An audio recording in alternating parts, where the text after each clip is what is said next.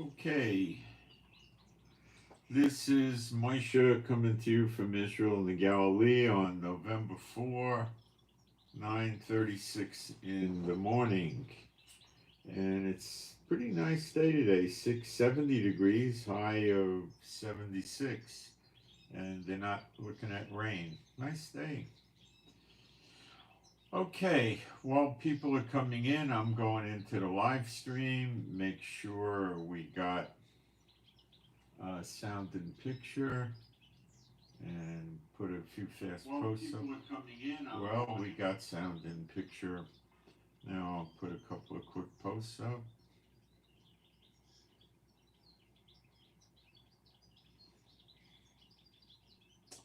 I'm not going to be long.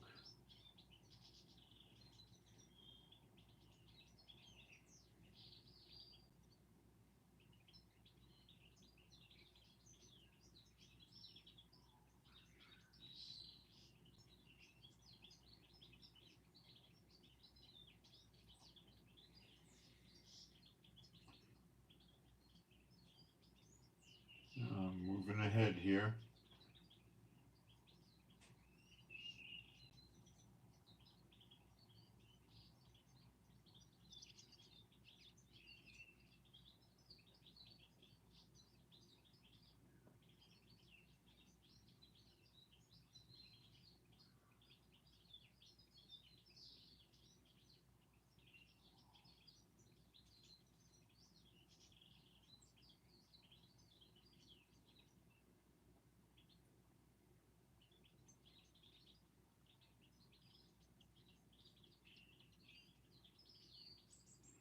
Okay, got that done. Not many people coming in. I'm surprised.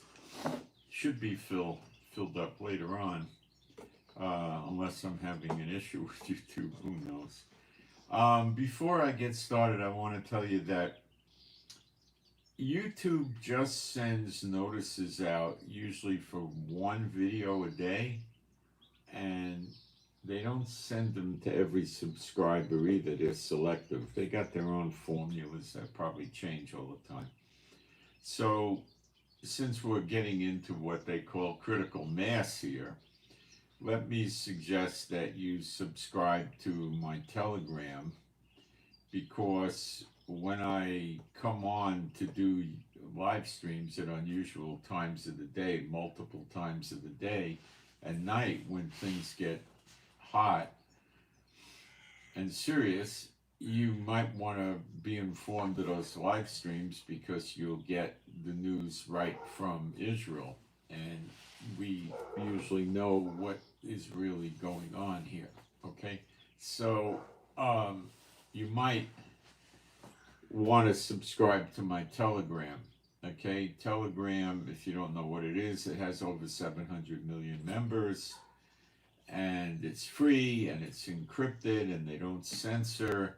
The only thing I think they get on you about is if you put copyright material up, like movies or music, or if you start inciting people to violence or, hatred or something like that. It's pretty much not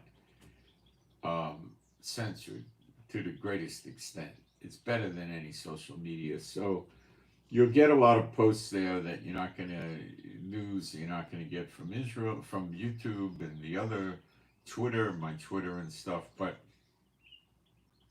And it's free, and the app is free. It's called Telegram Messenger. I think you need the app. I'm not sure if you do, but it's called Telegram Messenger. So just send me an email. My email address is at the top of the chat. It's israelgiving with the number 7 at gmail.com. Just send me a email with, in the subject header, write Telegram, and I'll send you the link. Okay. I also have a Telegram on spiritual warfare. I'll be happy to send you, if you want that one, write Telegram spiritual warfare, and I'll send that to you also. Okay, so there you have it on that. Now, being an Old Testament, New Testament believing site, I'm going to do some praise. There is no God like Jehovah. There is no God like Jehovah. There is no God like Jehovah. There is no God like Jehovah. There is no God like Jehovah. There is no God like Jehovah. There is no God like Jehovah. There is no Messiah like Yeshua. There is no Messiah like Yeshua. There is no Messiah like Yeshua. There is no Messiah like Yeshua. There is no Messiah like Yeshua. There is no Messiah like Yeshua. There is no Messiah like Yeshua. So here in Israel, we're on November 4th. Perhaps on the West Coast, you're still on the 3rd. I don't know. But tomorrow, Tuesday, is election day in the United States. And Iran said they were going to attack us, and they did not state the day, but they declared a NOTAM, a no-fly zone. Starting today and November 5th and November 6th, if I recall correctly. So one would get the impression that they're interested in doing an attack on Israel and America, because they are definitely threatening America multiple times. Multiple people in the Iranian government, Khomeini, generals, ministers, they're all threatening America. Okay? I'm not so sure they're going to do an attack on American home soil, but I'm pretty sure they're going to do attacks on American embassies, consulates, and most importantly, the bases, predominantly in Iraq and Syria, but they could also expand to American bases in Kuwait, Bahrain, Qatar, UAE, Oman, Jordan, and Saudi Arabia. They could easily use Iraq, Syria, and Yemen to attack these places with their missiles and drones and other things. So I think that Iran is at this point desperate. Okay? Now, about 9 days ago, we hit Iran and we took out their radar. There was a lot of people that told us that Iran's radar is gone. Okay? That's it. All right? Now, we didn't just get their S-300 radars, we got their other radars that are used to guide missiles. Iran said they're going to be doing a large attack on Israel if we attack them. Now, that doesn't mean they're going to wait for us to attack. Why can't they just attack preemptively, which is what Israel should do? But I don't think Biden wants Israel to do that, because I think Biden wants to see Iran do something stupid and then clobber them.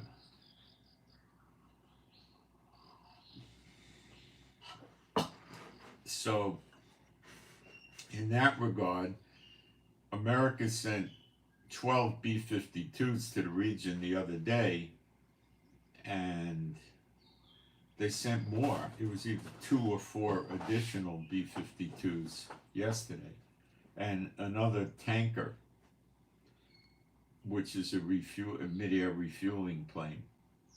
And they've got a lot of those in the Middle East. People are saying they have up to 1,000 aircraft in the Middle East, the Americans, and 58,000 troops. You know, all the countries in the Middle East.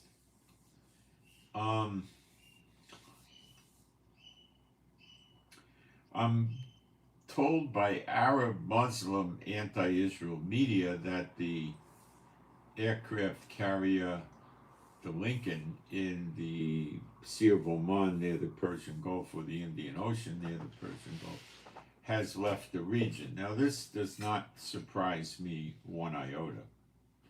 Why? Because Yemen has in the past hit an American aircraft carrier and had to go into Jeddah, Saudi Arabia, for repairs.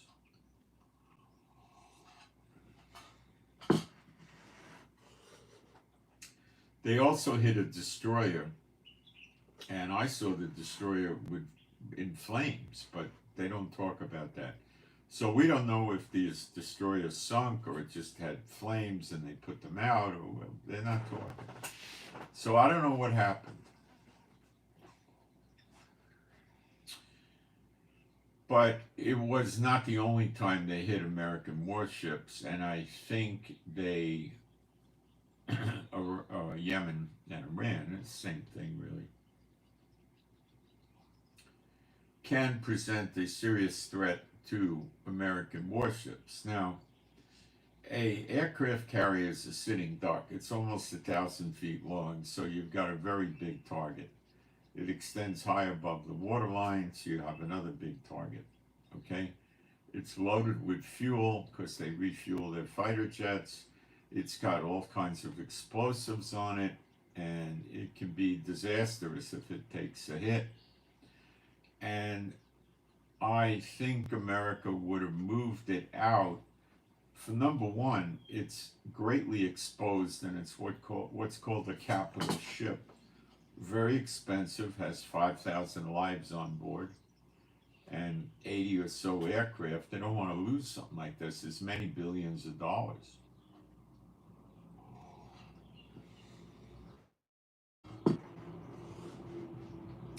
And a loss of life. Now, the American destroyers and missile cruisers are going to range, I guess, anywhere from 350 to 500 feet, depending on which variety you have. So it's, roughly a third to half the size of an aircraft carrier. It's a lot more stealthy, it's harder to detect, harder to hit, and it's not such a loss. They have 300-400 people on those boats, and they're not a sitting duck like an aircraft carrier. In addition, they sent another missile cruiser to the Middle East yesterday, an Arleigh Burke class, I believe. I don't know when it's going to get here. Usually a week or something, maybe a little more. The destroyers that escort the Abraham Lincoln aircraft carrier are more than likely going to leave with the boat just to make sure nothing happens to the boat when it returns. So these destroyers are, very good at anti-aircraft defense, anti-missile, anti-drone, and anti-submarine warfare and anti-ship warfare. So when you have three of those with an aircraft carrier, the aircraft carrier is reasonably well protected. Plus, the aircraft carrier can constantly keep aircraft in the area circling, maybe a 200 to 300 mile distance of where the aircraft carrier is, probably 200 miles, and making sure there's no threats in the area from the air or anything like that, okay? Drones, missiles, aircraft. All right, so it's not an easy thing to hit an aircraft carrier, but tensions right now are extremely high with China and Russia, which definitely have capability to take out an aircraft carrier. So I expect those three warships would be leaving with the aircraft carrier.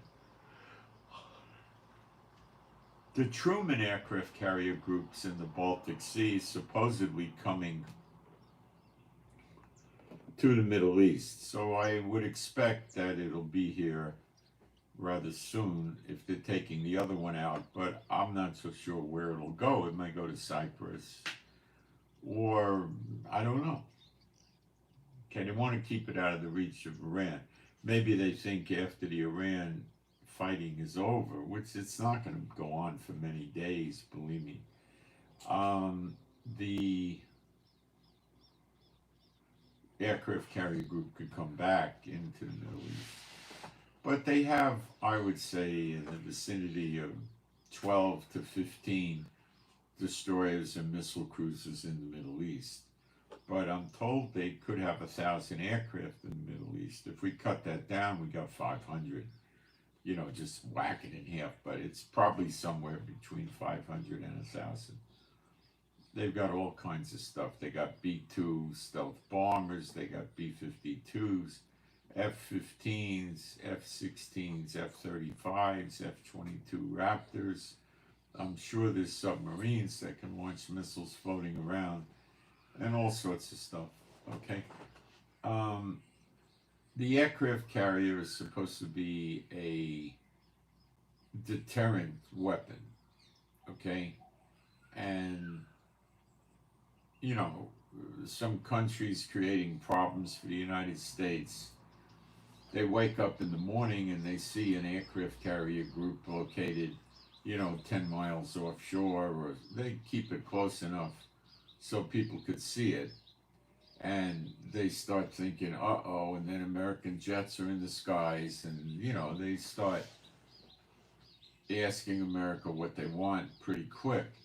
Now, you don't get there with countries like China and Russia, because, Russia doesn't even bother with aircraft carriers. They know that they're nonsensical. China does, but China, again, is in the habit of picking on nations that aren't as powerful as they are. South Korea, Japan, Taiwan, Guam, Philippines, for instance. Okay.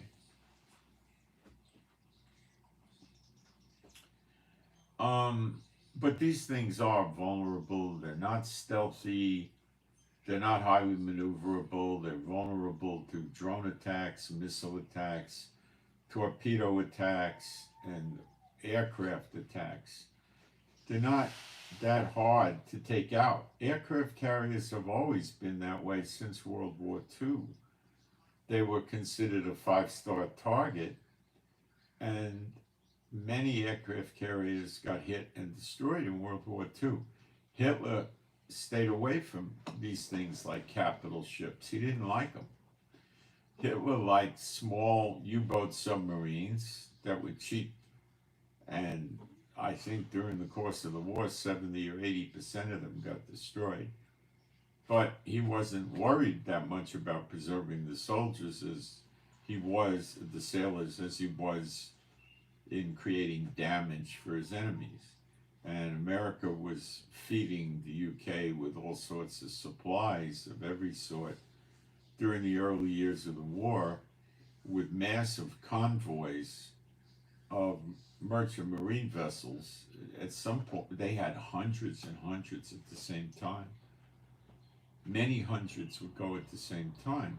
And they'd send a bunch of destroyers with them to try to locate submarines, and if they found a submarine, they'd go hunt it down and try to destroy it.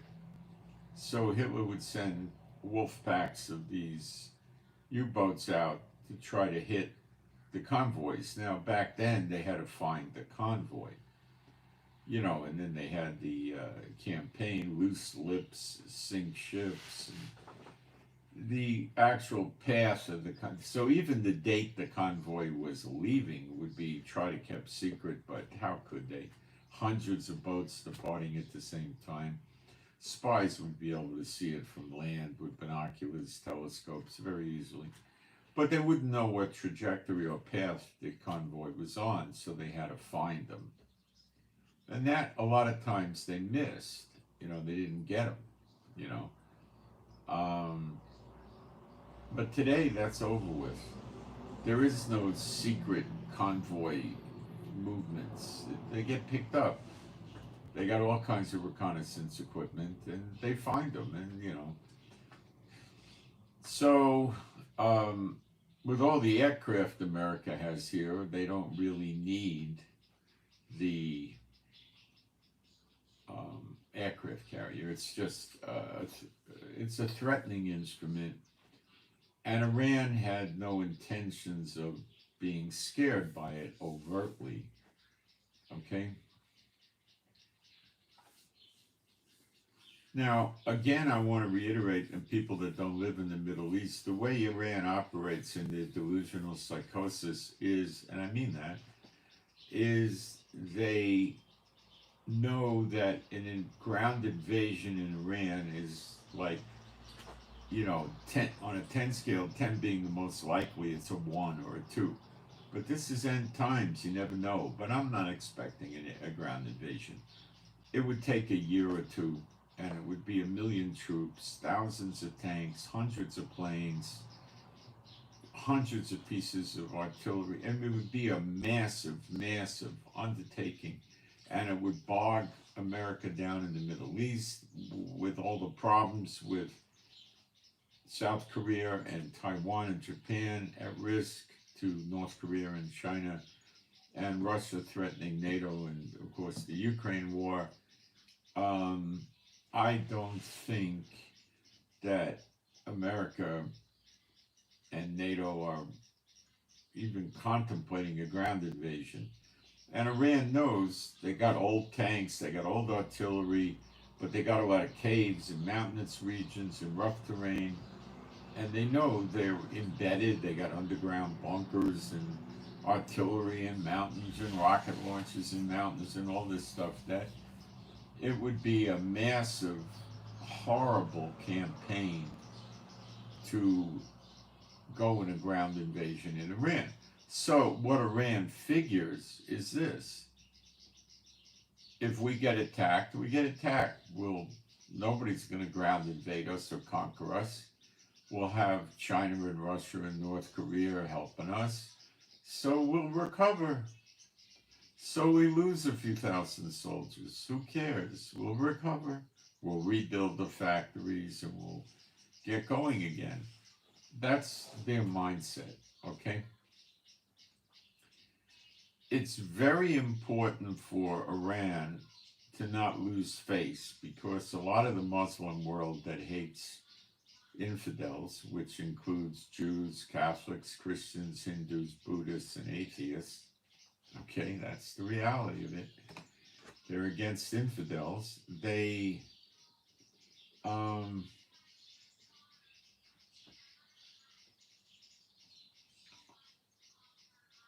need to show themselves strong, especially to their proxies. Yemen, Hamas in Gaza, Hezbollah in Lebanon, and Iraq and Syria with their Iran-supported militia groups in there. They need to show themselves strong. And Iran projects an image with verbal boasting that far exceeds their capabilities. Now they're saying the regular Iranian army, not the IRGC, wants to get in on the attack on Israel. If they want to assemble a convoy of 25 or 100,000 soldiers and land traverse into Syria to invade Israel, they're going to get destroyed. Israel's not going to let Iran build an army near their border. They don't care what's the international community going to say? What are they going to say? If Iran destroys Israel, oh well, no more Jews in Israel. Maybe the world will have peace now. They won't. Iran will come after them too. Like they said in World War II, they came for the Jews first, and we did nothing. And then when they came for us, we go, uh-oh. You know, Hitler came for communists. He came for gypsies. He came for homosexuals. He came for political people that were opposing him. He had a pretty good list of people he didn't like that he put in concentration camps, predominantly Jews, but he put others in too. Okay, let me look at the chat. I do check the chat and I do take questions.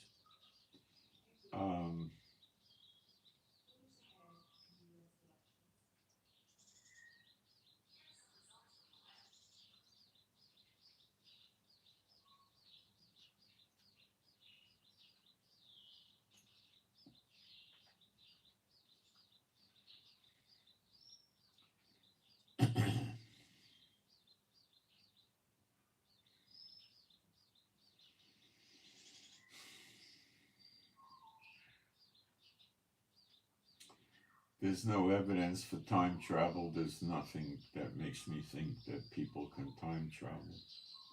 Okay, moving along. Iran's got no radar. I don't know how they're going to guide their missiles. They moved ballistic missiles to 74 locations inside Iran in the last 48 hours. So what?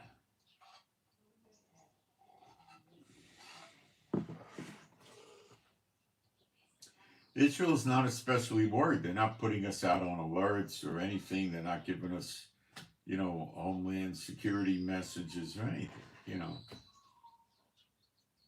I've heard like a 4-star retired general from America on Fox News say that Israel knocked out all Iran's radar. What are they going to do? So what is Iran doing? They're posturing. They're just making a threat.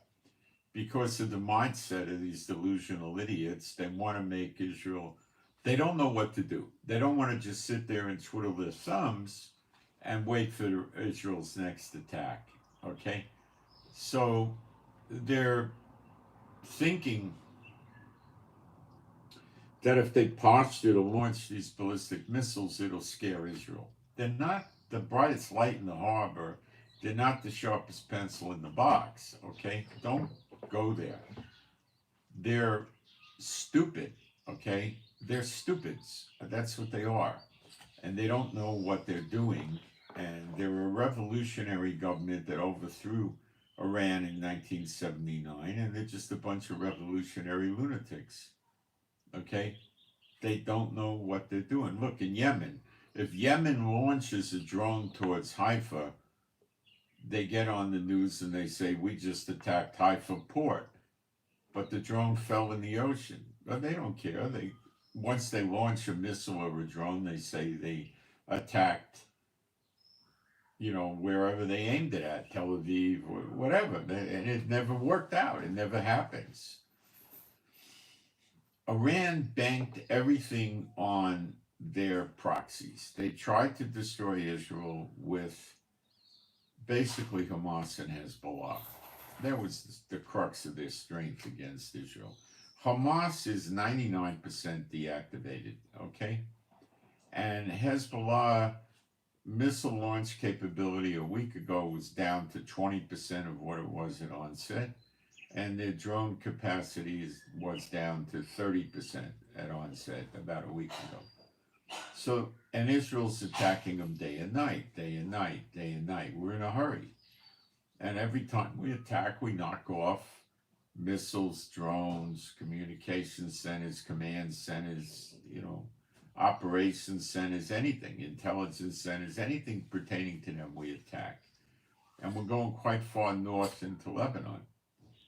So we attacked Nasrallah, we attacked his successor, and then his successor, and then an IRGC general came over to run Hezbollah, and then they finally got another leader. Okay, and they're no longer able to wield attacks of a serious nature against Israel. Now, Hezbollah still can launch 100 or so missiles a day, and they do so, but they're highly unsuccessful, highly. And they're starting to rely more on drones, which are also highly unsuccessful. So the way this works is you wear them down. You get more and more of their offensive capabilities destroyed, and week by week it goes down, goes down, goes down, and eventually they wind up like Hamas. So Iran's psychology, which was flawed, was that if Israel counterattacks Iran, because everybody knows Iran's behind Hamas and Hezbollah, economically, with weapons, advice, training, every which way. Okay, you could just about say Hezbollah and Hamas are Iranian army, foreign divisions or something like that, like a foreign legion of Iran or some nonsense like that. Yemen too. Not so much in Syria. The Syrian government is run by a guy who's not real bright. He's some rich kid. His father had the country like a family grocery store and passed it on to him. And he's killed millions, run millions out of Syria. I mean, he's a real bad dude. if he's a dude. And this Assad creature is scared. Israel said they were going to destroy Damascus and ruin his regime if he helped Iran. And now we hear Iran has Iraq helping them to attack Israel, not Syria. But he has another problem with Iran. So he probably went to Iran and said, hey, if I help you, Israel's going to wipe out my government. And Iran might have said, yeah, Israel will probably do that. Okay, so lay low. We'll use Iraq. We've been going into Syria with boots on the ground. The other day we captured some Hezbollah naval commander, like they have a navy. Come on, give me a break. But Ashayelet, which is an equivalent to the Navy SEALs, made a landing from the water, I believe. I don't know, probably from a submarine or something, and they came in on Zodiacs with or without motors, and they were wearing Lebanese uniforms, I believe. And they got this guy, and they snatched him and took him back to Israel. Interesting. I don't know what kind of intel this character's going to have, but you never know.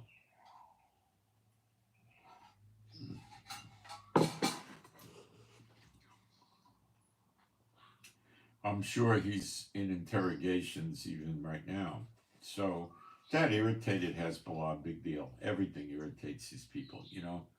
What they want Israel to do is they want to, if they had their way, they just want Israel to line up, dig their own ditches, and then they machine gun them and they fall in the ditch, like World War II. That's what they really want. And they're not getting that. They're getting the opposite. They're the ones basically going in the ditch. All right.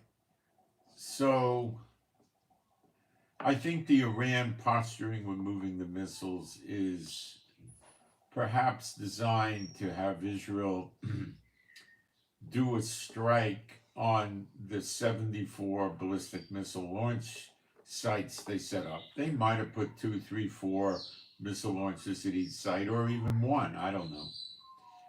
And Israel doesn't seem to be taking the bait, but that could change. But I'm not seeing them take the bait. And that would cause the attack from Israel to fall in open areas away from vital facilities. Okay? And Israel's sitting there saying they don't have any radar. What are they going to do with these things, you know? They probably won't even accurately get them to fly across the Persian Gulf. Again, if you don't have radar, you don't have ballistic guided missiles. Do they have optical missiles? From my research tells me they probably don't. And if they did, how well do they work? And how hard are they to take down? Probably not hard at all. These missiles would more than likely be rather slow, like a cruise missile. They could be taken out with helicopters, jets, anti-missile fire, and many things. I'm not banking on that. And laser-guided missiles, I don't believe they have. So they don't have much of anything. The only thing they could do is if Russia sends warships over there with radar and guides their missiles, and I don't think Russia's got the guts to do that. Not with what's going on here with America and Israel. Iraq could have missiles stored there that were placed there by Iran a long time ago. Okay, or weeks or months ago. They were underground and they could be setting up to launch. Israel threatened Iraq, and now we're hearing Israel may do a preemptive attack on Iraq. If we see missiles being staged, you know, put on launches ready to go in Iraq, we're going to do an attack on Iraq and blow up these missile launches, and probably more radars if they have them, command and control centers, anything. I mean, it'd be a probably 25 to 45 planes, lots of bombing, you know, and missile launches. Okay? So it looks to me now that Iran's going to do the attack on Israel, whatever the heck they're going to attack with. Drones don't need the radar like the missiles do, but you got to, the GPS is going to get shut down in Israel. It's usually off anyway. I mean, we ride around here and the GPS tells us that we're in Beirut, Lebanon. So I don't think they're going to have a great way to guide the drones either.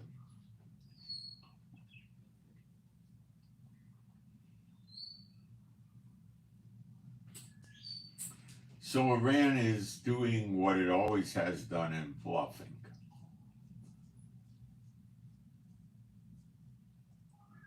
Now, am I wrong? Do they have radar that we didn't know about and they could use that radar to guide missiles in? Yeah, you could always think that. I think that, but I don't think the Israeli government thinks that by the way they're behaving. If there was such radar, the Israeli government would do another attack on that radar. That's not happening. America has told Israel that Iran's getting ready to attack numerous times, like 6 times or more in the last 2 months, and the attack never happened. So we got to discount that. Israel's actions are building up to do large attack on Iran. The B-52 is the only realistic explanation on that. Is America intends to use them to blow up Iran's nuclear facilities with large bunker buster bombs that are also penetrators, namely the 30,000-pound bomb.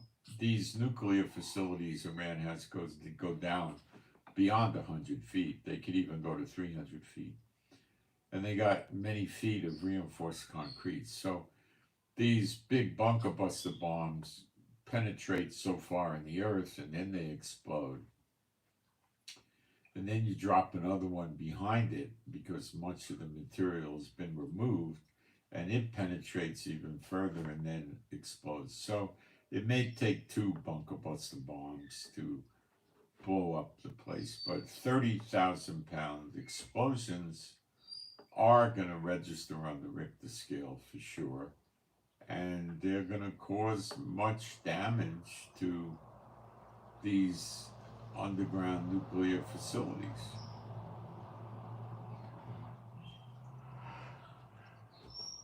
The people working there may get killed.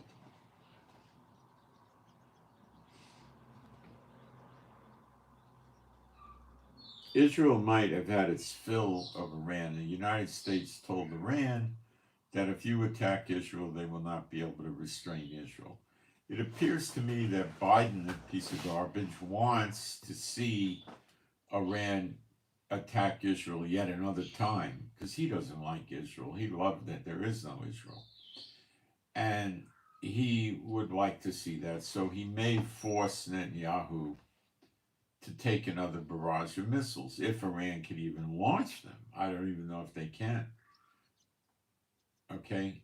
And just tell Netanyahu, after you sit still for that, we'll have a clear path for you to go and attack Iran, which may be attacks once or twice a day for a few days. And their military complexes, intelligence complexes, where they're equivalent to the Pentagon, government buildings with the Congress, Khomeini's buildings, Iran warships, Iran military air bases, could all be hit over several days, in addition to Iran's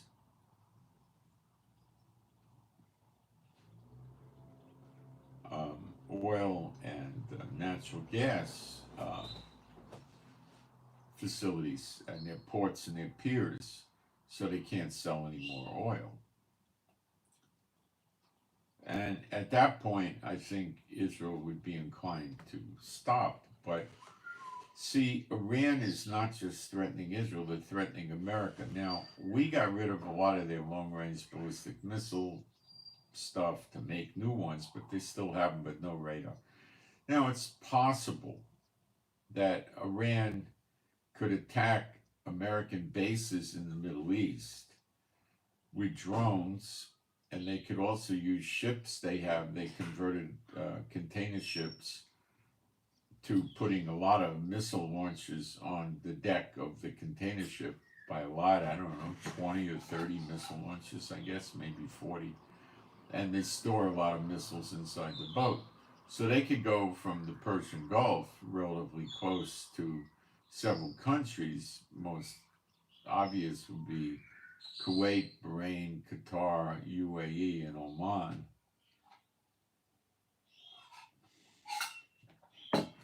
And even Saudi Arabia and Jordan. And launch lots of missiles at their oil refineries, and then they would be forced to sink those ships, which they have aircraft that are probably capable of. It would take some time. By the time these governments realized what was happening, had a meeting and called America and tried to figure out what was happening, the attack could be in the hundreds of missiles, or even, many hundreds. So it would be a few hours, 2, 3, 4 hours before they attacked.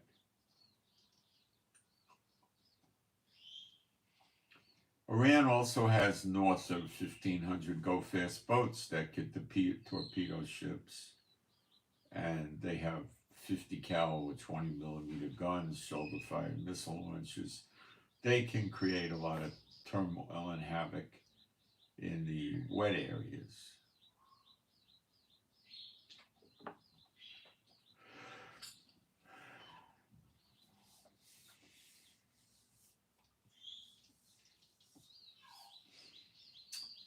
So Iraq may try to hit Israel. Iran may launch a large amount of drones at Israel. Iran may hit American warships and American allies in the Middle East, their oil refineries. Yemen would probably join in, and Hamas could do nothing, and Hezbollah next to nothing. And that would be likely what we're looking at. And of course, you've got the Iran-backed militias in Syria, as well as Iraq, that could be activated.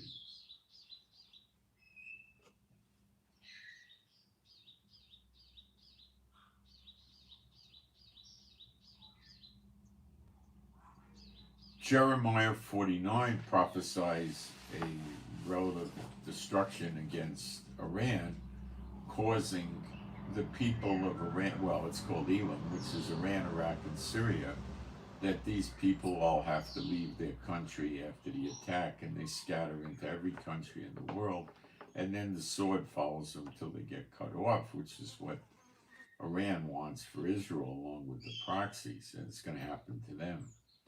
So the damage and destruction that's going to be rained on Iran is rather massive. So to play that out, you'd have to look at it this way. Not only will the oil and gas ports and piers be hit, not only would the military bases, air bases be hit, the infrastructure, the electricity, the water supply, regular airports, which the military would just commandeer for themselves, will be hit, and military bases, and it's just going to be a disaster.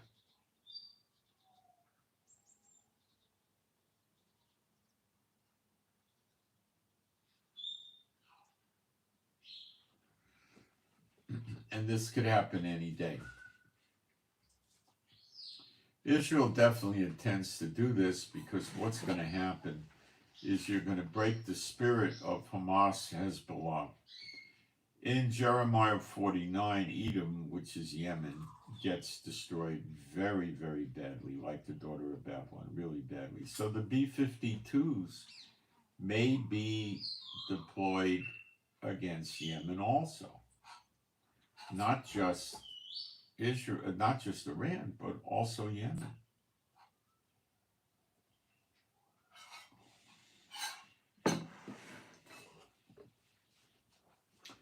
They have a lot of underground stuff, tunnels, weapons storage, command centers. So they'll use bunker buster bombs there. I don't think they'll need 30,000 pounders. I think a good assortment of 5,000 pound bunker busters would do the job on what Yemen has. But maybe I'm wrong and they need those 30,000 pounders.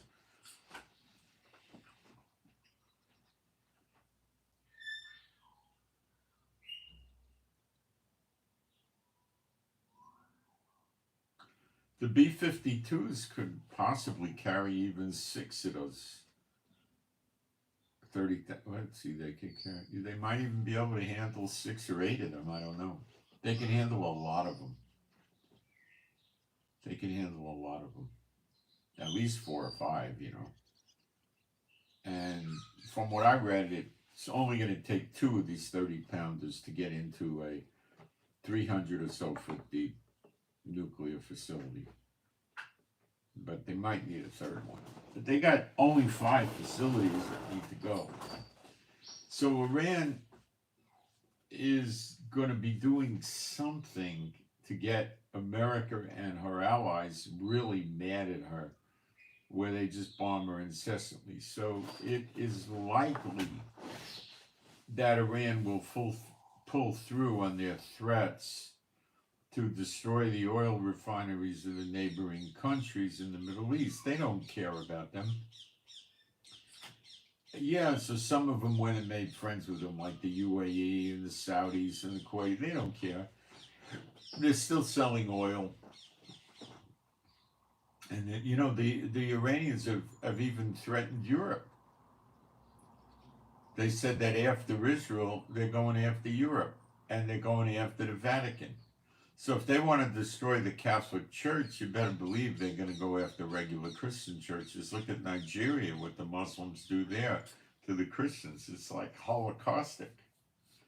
They go around, kill 100 or 200 at a time in a church. They're vicious.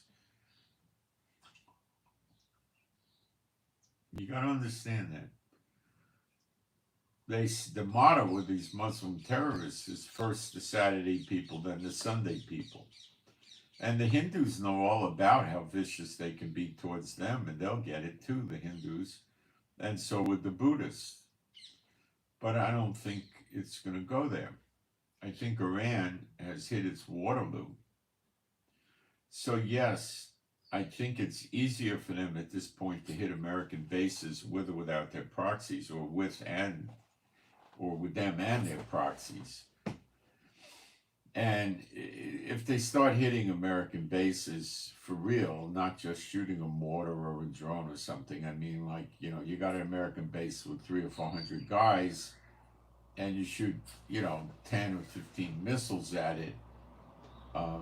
These places don't have, you know, bunkers normally, like, you know, they have some protection, you know, but they don't, you know, all the bases don't have Iron Domes and Patriots and stuff like that set up there.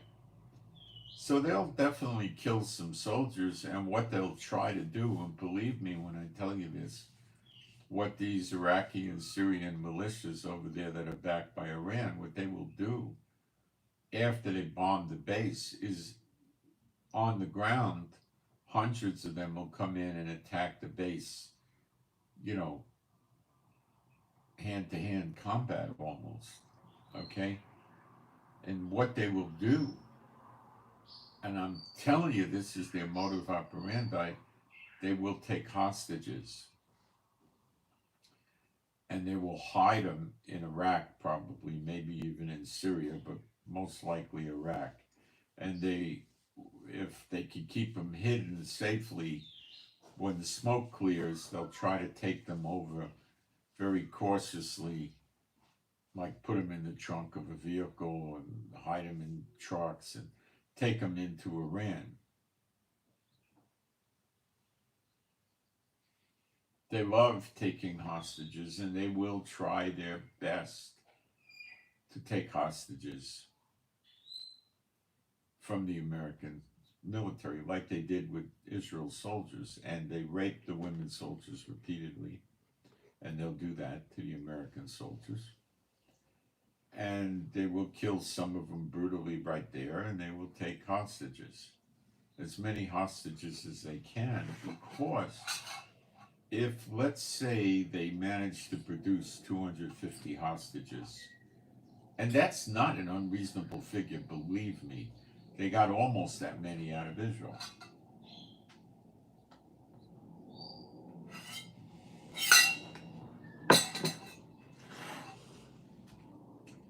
If they can produce a large amount of hostages,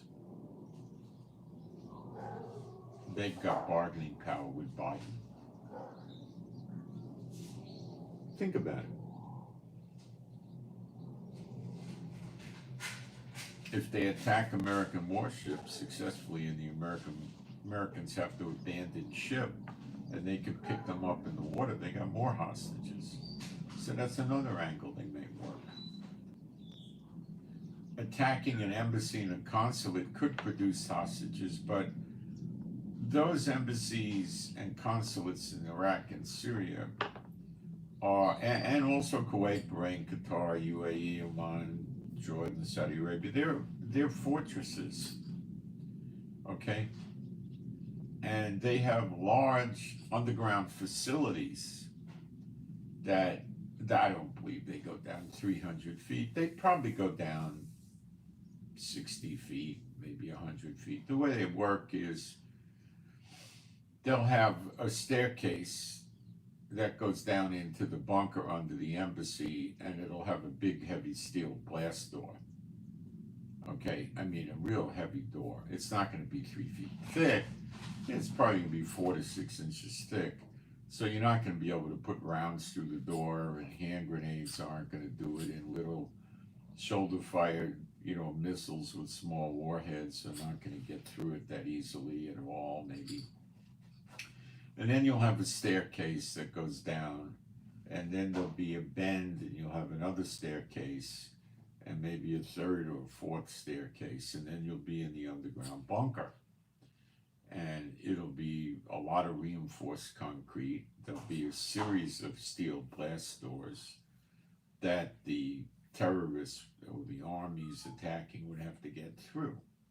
I would say at least 3 heavy steel blast doors, but they're not, they're going to be like this or something, They're not going to be like this, I don't think, okay? Maybe the final door that actually goes into the bunker would be a massive thing, I don't know, okay? And inside the bunker, there's going to be food, water, medical. It's not just going to be medical supplies. They'll have things in there to deal with the injured, okay? They'll have lots of medical equipment.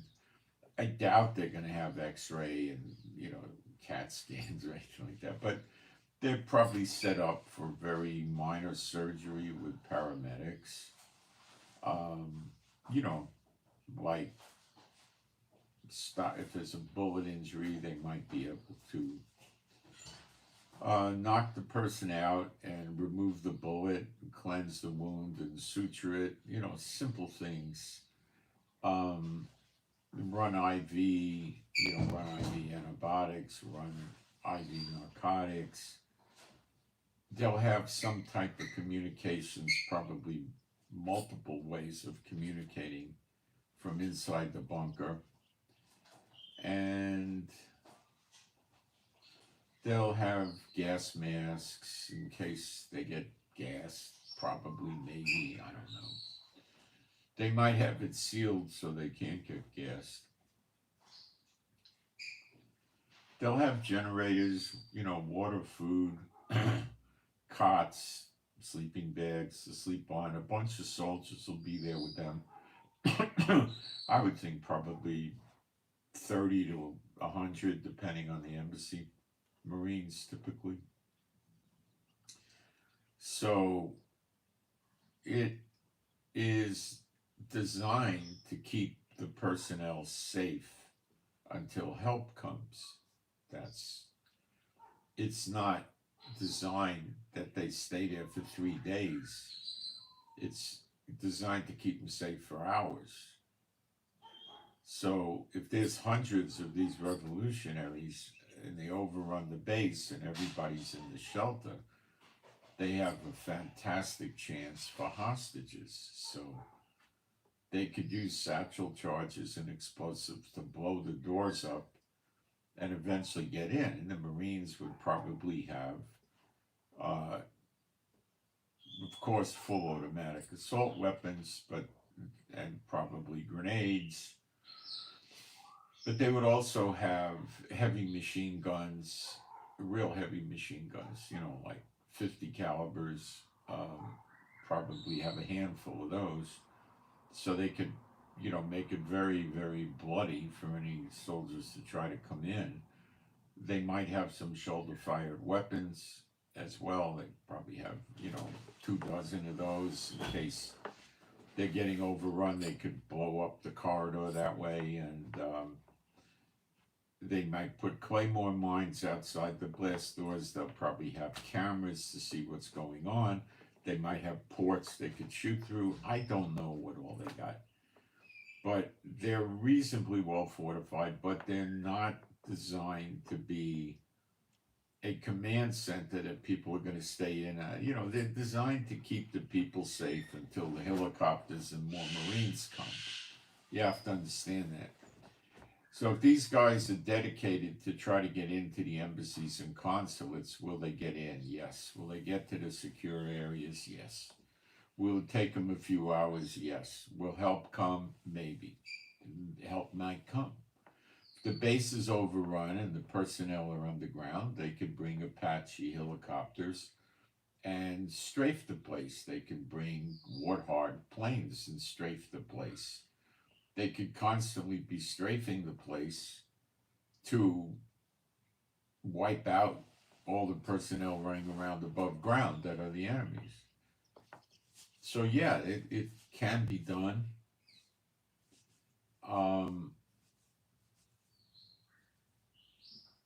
That's the embassies and consulates. And the military bases is a similar scenario, except they don't have big, $25 million or $50 million underground bunkers that can hold a few hundred people.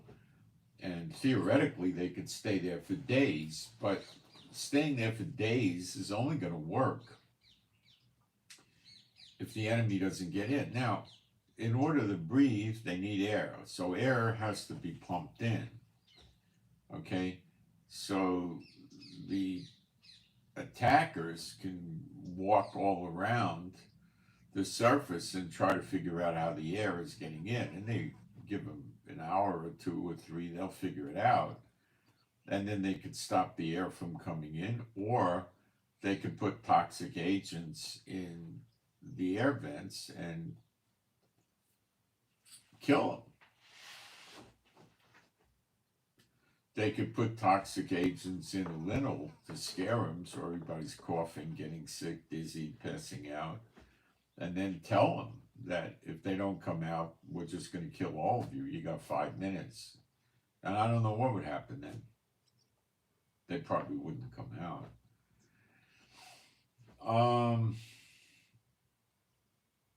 There's all sorts of things that could happen.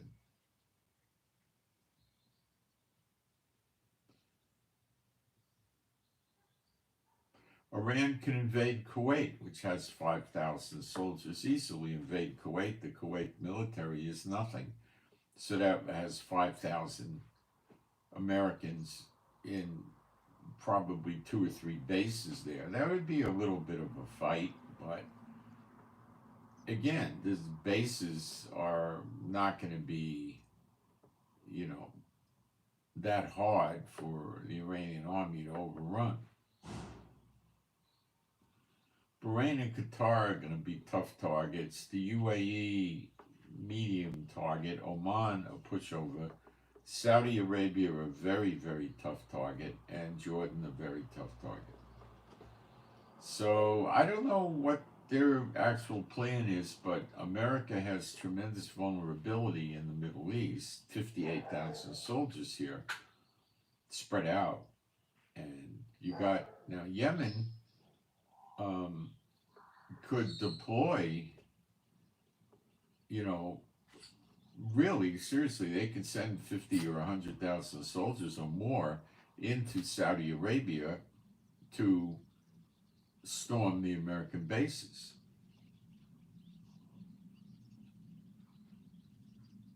Now they have a shortage of radar to guide missiles too, and drones, but you don't know what they could do.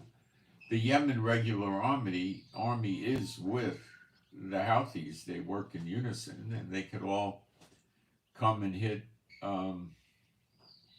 Saudi Arabia, military bases, and hit oil refineries and stuff like that.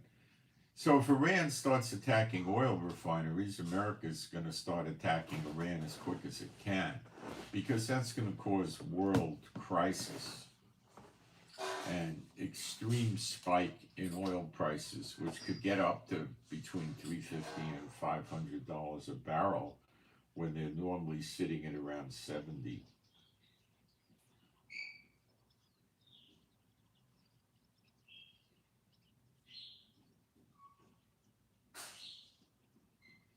I read comments.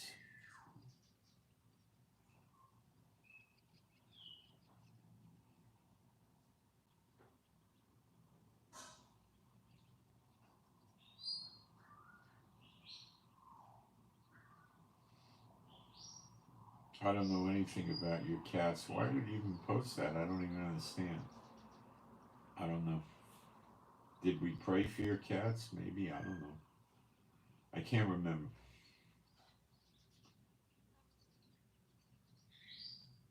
Yes, drones have been attacking military bases inside America for quite a while.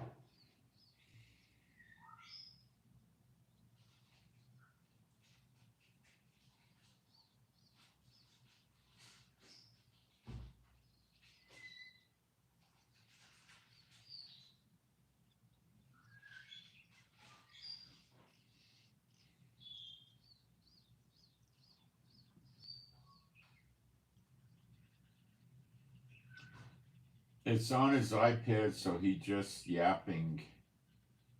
He can't read comments. This is, you see the type, these people are not here. They're trolls. You know, they just come in and insult people.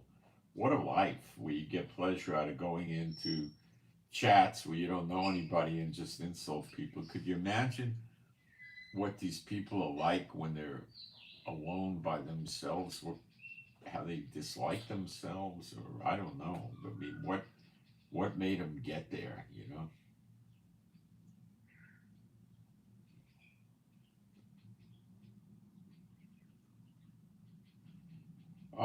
The Houthis' new hydro drone, I understand it to be a submarine drone, a small submarine. Yeah, I'm aware of that. We don't know how effective it is.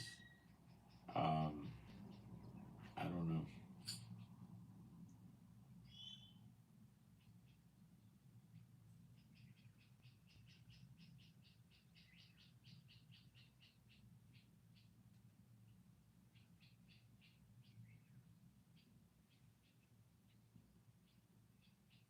All right, somebody's putting up something that, let's take a look. Isaiah 9:6. Um, Working out of a transliteration doesn't cut it, so let's see what goes on here. Isaiah 9, verse 6. For unto us a child is born, unto us a son is given, and the government shall be upon his shoulders, and his name shall be called Wonderful, marvelous, or wonderful. The word is Peli.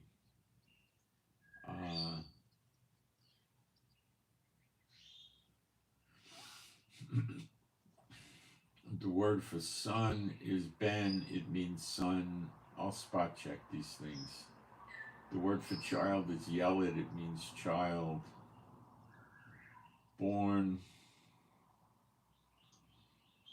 Yeah, Yalid, born, bring forth. Okay. The government, more like rule.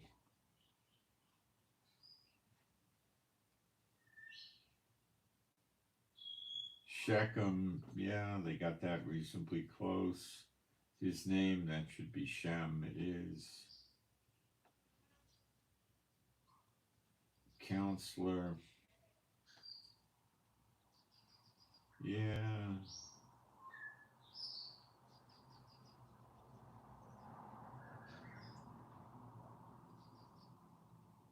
Oh, the word Gabor, yeah, it means they got it reasonably close, mighty, strong.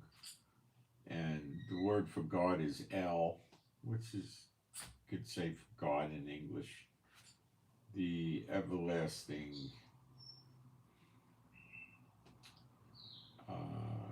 Father should be Abba, Abia, Prince of Peace. Yeah, okay, pretty much King James, it's reasonably accurate. Um, and what was the other scripture you gave me?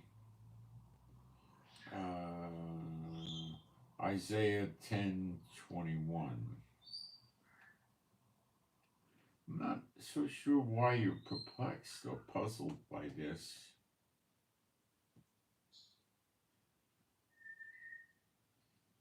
It's speaking of Yeshua the Messiah. I mean, I don't know why you would be puzzled over that. The remnant shall return, even the remnant of Yaakov, unto the mighty God. Well, Gabor El, same thing.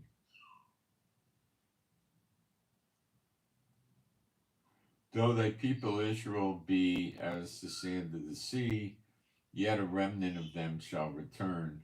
The consumption decreed shall overflow with righteousness.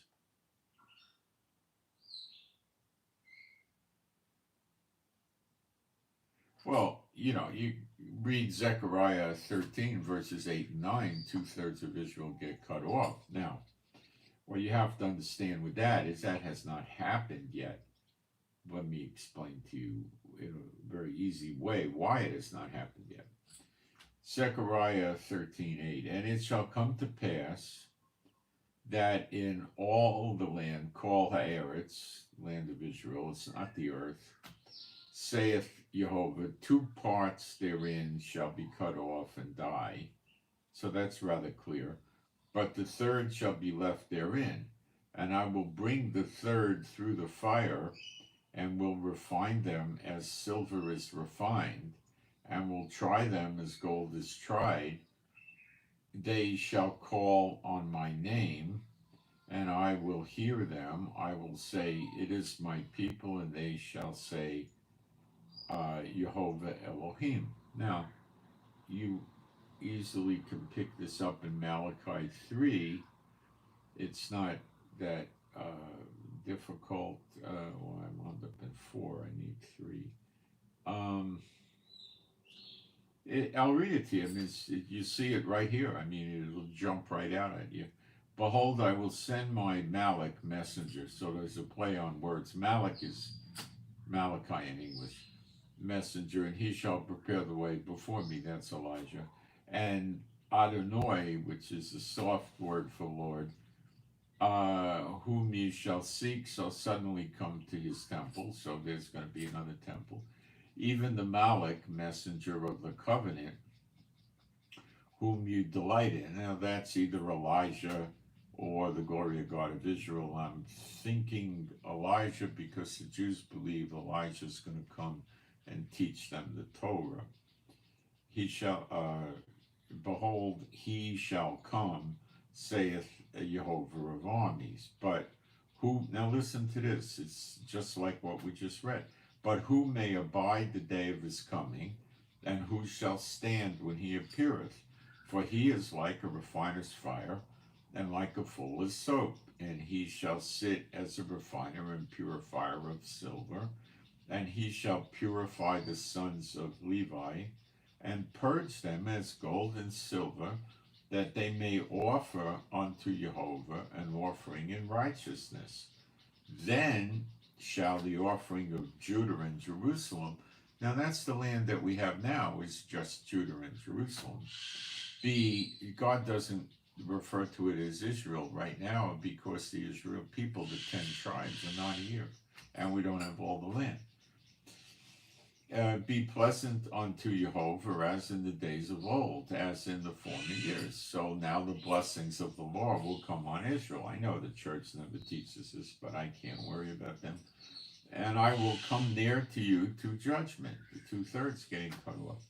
I will be a swift witness against the sorcerers, the adulterers, the false swearers, and against those that oppress the hireling in his wages, the widow, the fatherless, that's the orphan, and that turn aside the strangers from his right, and fear not me, saith Jehovah.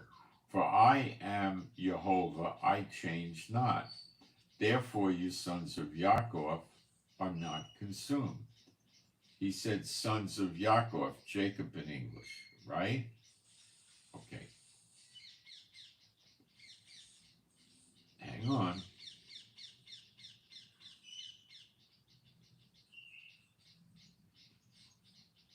Jeremiah 30, verse 8, I think.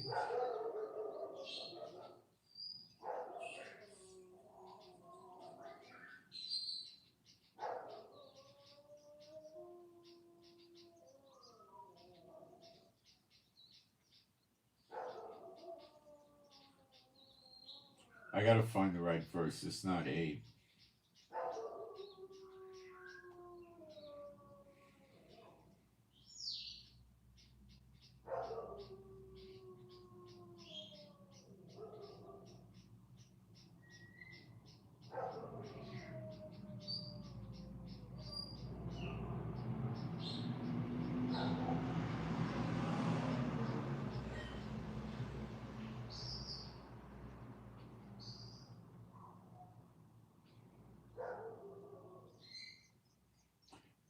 Where did this go? It's in here.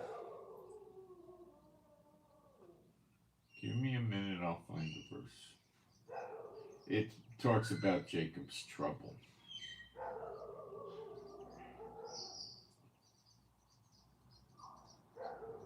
And we'll pick it up here, Jeremiah 30, verse 6. Ask you now and see whether a man doth travail with child. Wherefore do I see every man with his hands on his loins as a woman in travail, and all faces are turned into paleness. This is the birth of a nation in a day. Alas, for that day is great, so that none is like it. It is even the time of Jacob's trouble,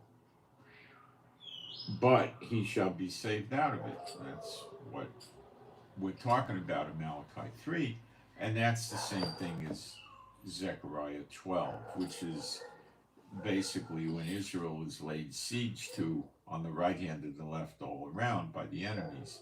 Siege is not exactly the same thing as an invasion. They surround it and they're getting ready to invade and then probably shooting missiles. So we already have Hezbollah in the north, Gaza in the southeast, we've got southwest, we've got Yemen in the southwest, Saudi will join in, Jordan will join in, Iran's up there in the northeast, Iraq and Syria in the east, and so forth. It's setting up now. It's not Gog and Magog. We're not living in peace and safety without walls and bars and at rest. That's what Gog and Magog starts out. I'll be right back.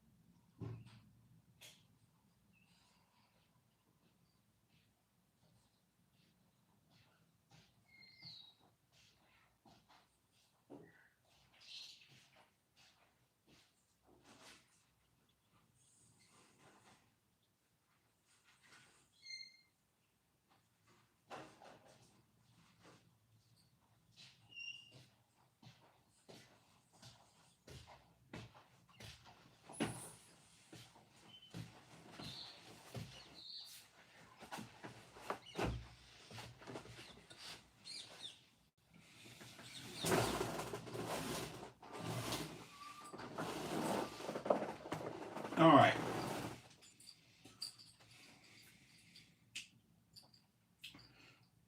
Let's see if we got more comments, questions in the chat.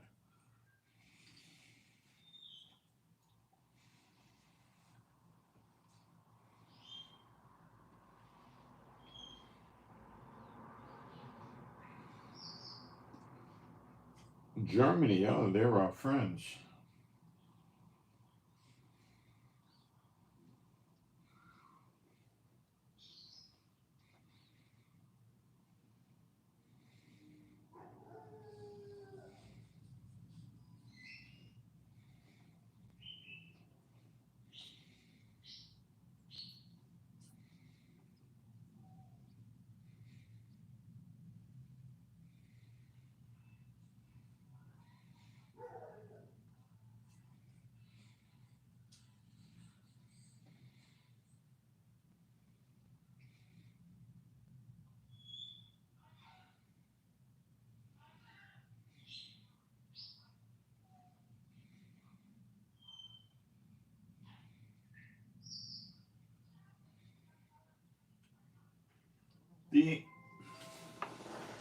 Excuse me a second.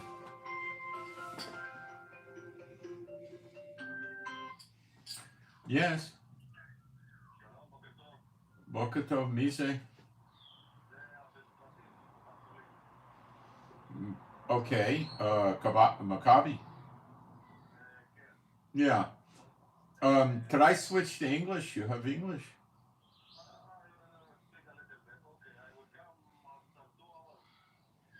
Oh, no, you're the physical therapist, right? Yeah, no, we don't think we need the physical therapist right now, so we don't want that. Okay? All right. Thank you very much. Bye. Sorry.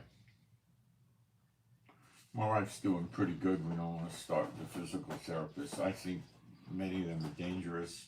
My wife doesn't like them, and they seem to be relatively worthless.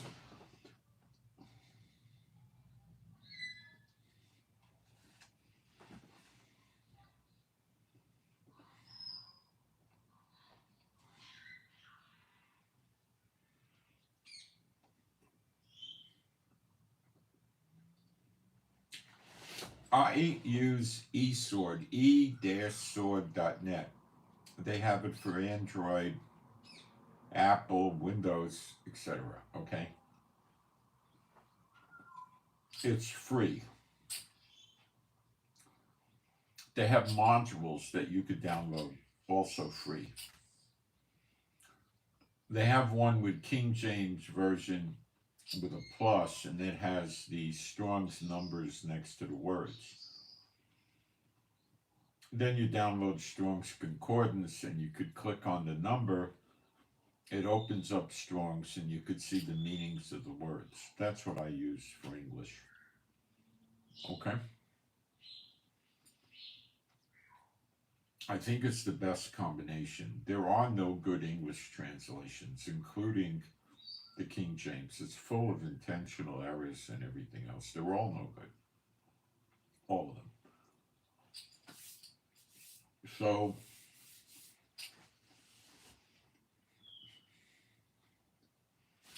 that's what I use.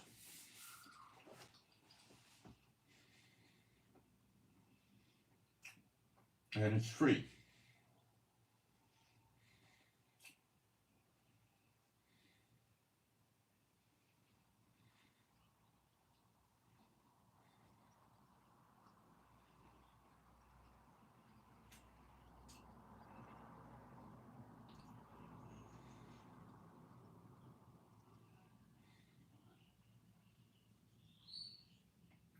All right.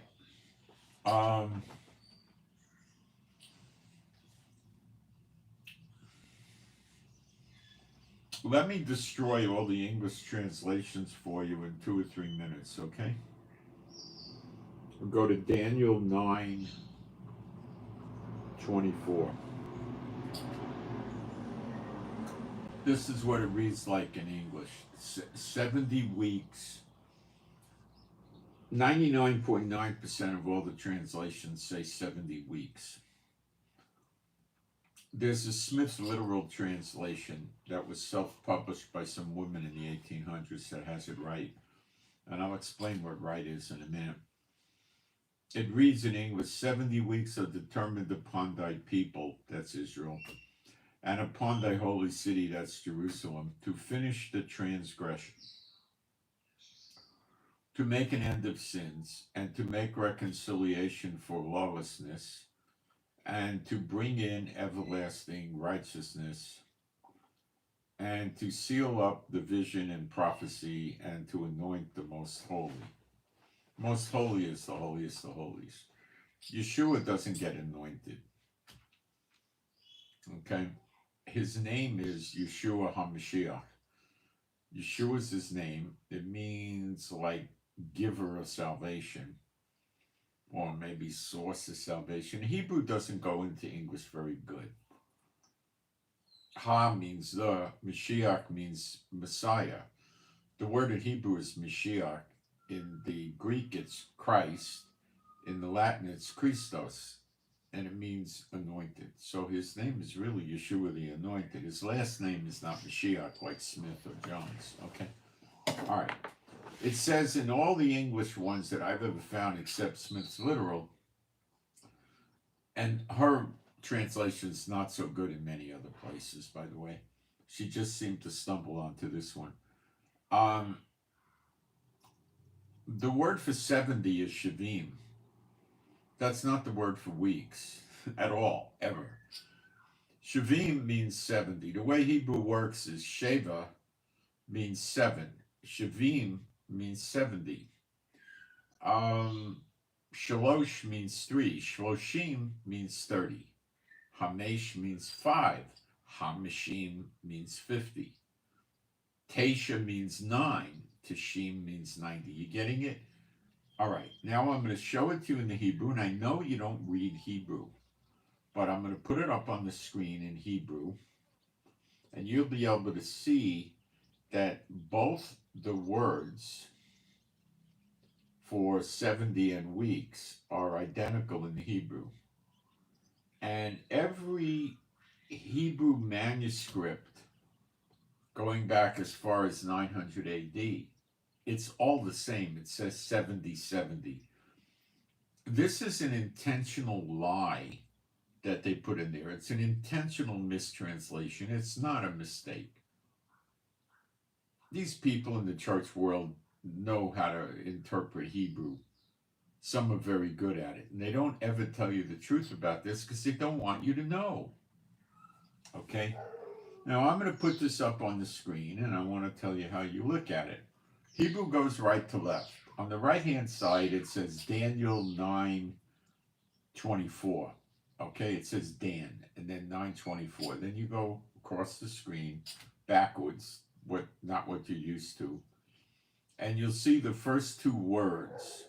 Now, each word has a different Strong's number next to it, because Strong's is complicit in the deception of the people also. If you're going to publish Christian books and sell them, you need the support of the church, or the church will blackball or blacklist you. So Strong's is one of them, okay?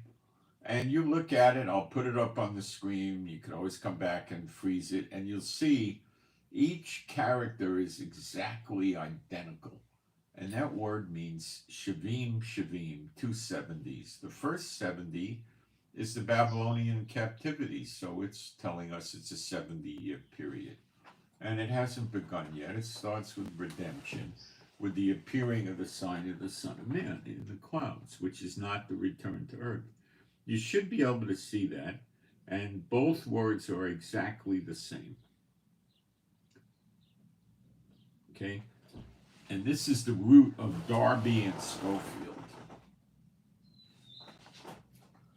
Okay? So they're all no good. The one that's better no good or less no good than the others seems to be the King James. It is so far from perfect. It's got hundreds and hundreds of mistakes, intentional and unintentional. Hundreds and hundreds, maybe thousands. They're all no good.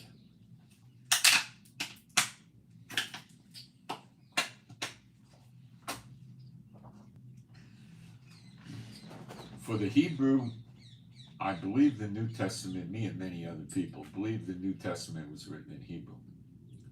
It's rather silly to think it was written in Greek. And you can download the Hebrew New Testament from a guy named Salkinson from e-sword.net. It's free too. It's not going to help most of you because it's in Hebrew and it doesn't have the Strong's numbers next to it, so you're not going to grasp it easily. You'd have to study Hebrew for a while, biblical Hebrew. But what they did was they took the Septuagint. The Septuagint means the 70. So 70 translators, quite a while. I think it's a few hundred years, or it's definitely a reasonable period of time before Yeshua was on earth.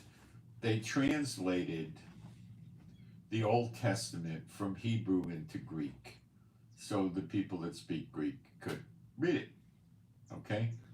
So they didn't have an axe to grind regarding Yeshua in the Old Testament, we would assume, because Yeshua was not yet on earth and they didn't really understand that he was going to come, okay?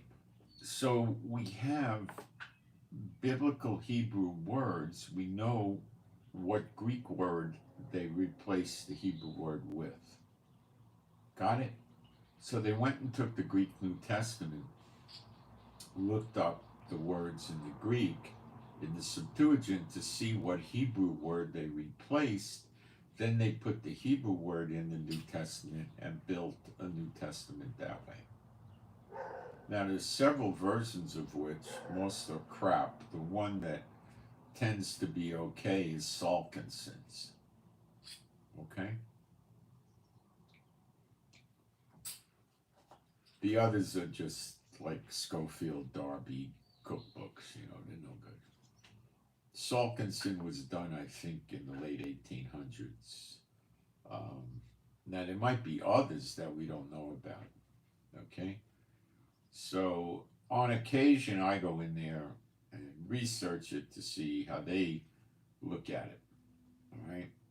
And that's why I heavily lean towards the Old Testament for the prophecies, but I far from ignore the New Testament.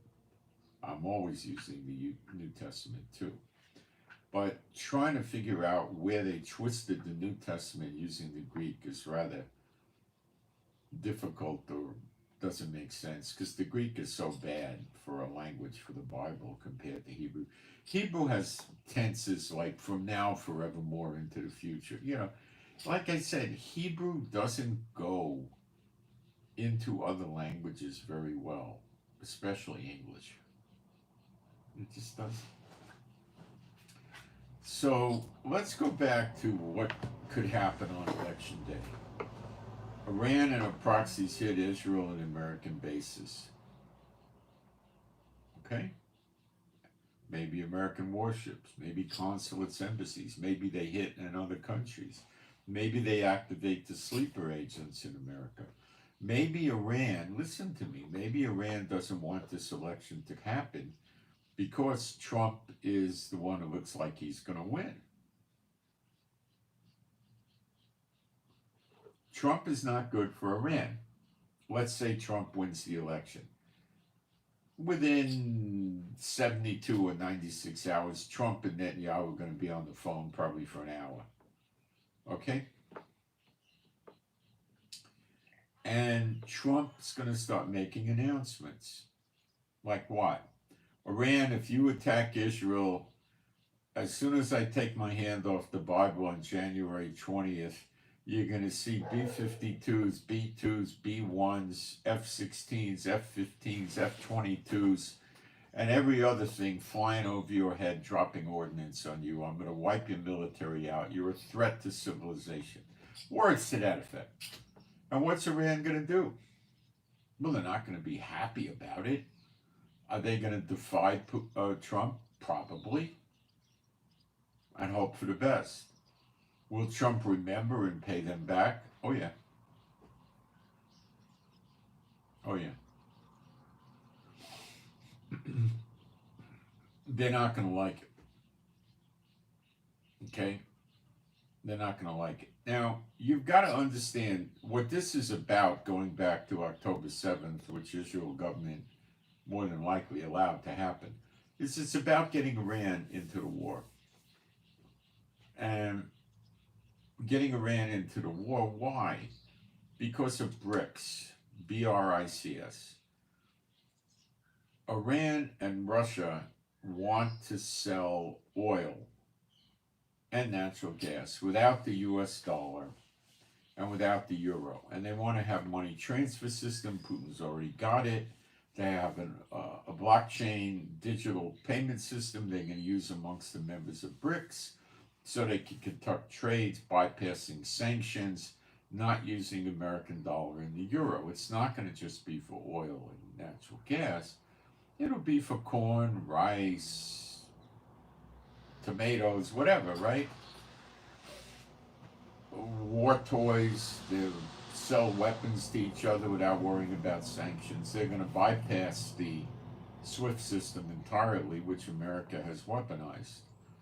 And the demand for the dollar is going to plummet. The members in Brics, which is 27 or 29, control 40% of the world's gross national product, where the G7 controls 10%. And I'm not talking about the dollar dropping 5% or 8%. You better start thinking 40, 50% when it kicks into gear. And no more sanctions on these countries. They do what they want.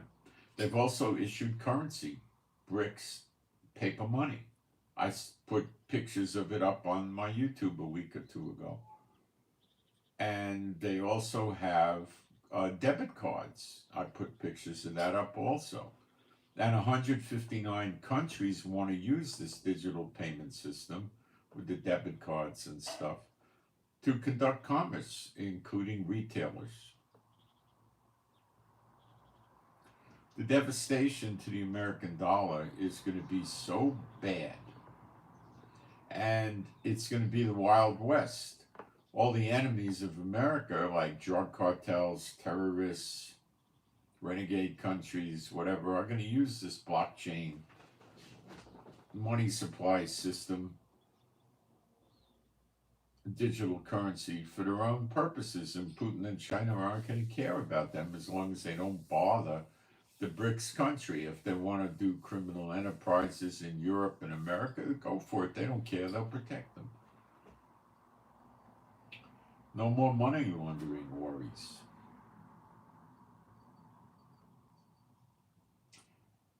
America knows this. That's why they're going after Russia using Ukraine, and they're going after Iran using Israel as a proxy.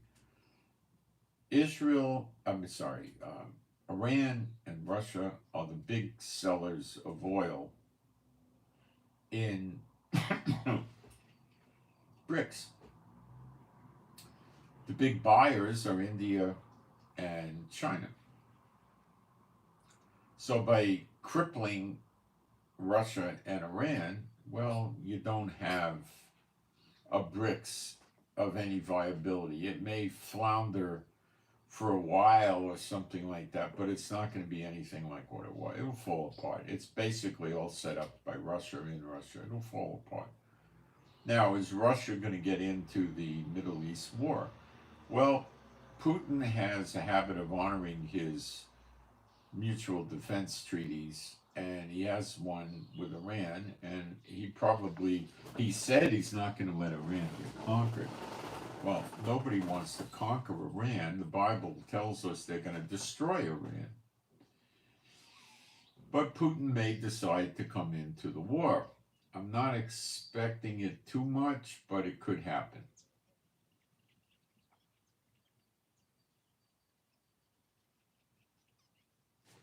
We don't know yet. So far, he hasn't sent a bunch of warships over here to do missile takedowns of Israel weapons attacking Iran. He's pretty confused. He's not going to come over here and start up with America. And Great Britain also is here, and that'll drag NATO into it. So I don't know what he's going to do. There's rumors that he sold to Iran radar that can detect an F-35. Well, this is true. There is radar that can detect an F-35, but they don't know where the F-35 is. They get a 25-mile circle, and they know the F-35 is in there someplace. So does that help them with their early warning system, like blowing sirens and people running into shelters? Yes, a lot. It helps save a lot of lives, you know, but it doesn't save the property damage. And you can't do missile takedowns or drone takedowns based on you knowing within a 25-mile area where the bogey is, where the F-35 is. That doesn't do you any good. You probably need to know within 100 feet, because they have proximity fuse weapons, which is a missile that when it gets close to the target, it blows up and blows shrapnel all over the place, which destroys the missile. It makes holes in the missile, and the missile, boom, you know, or the drone. So, does Iran have these now? No. It would probably be months before Putin builds them and then ships them, and then they got to send Russian technicians to help install them, set them up, train them. You know, you're probably looking at Easter for something like that. So it's not a viable threat. But it's something Israel and America are considering, and they don't want Iran to have that. Okay? Now, in Jeremiah 49, we read that Jordan gets destroyed, Yemen gets destroyed, as Edom, and Syria, Iraq, and Iran get destroyed. How could Jordan get destroyed when they're trying to help Israel? Because there's over 11 million Shiite Muslims that are chomping at the bit to push out from Lebanon into the West Bank to kill the Jews here. Okay? 11 million. And this guy, the king of Jordan, another genius, yeah, right, sure.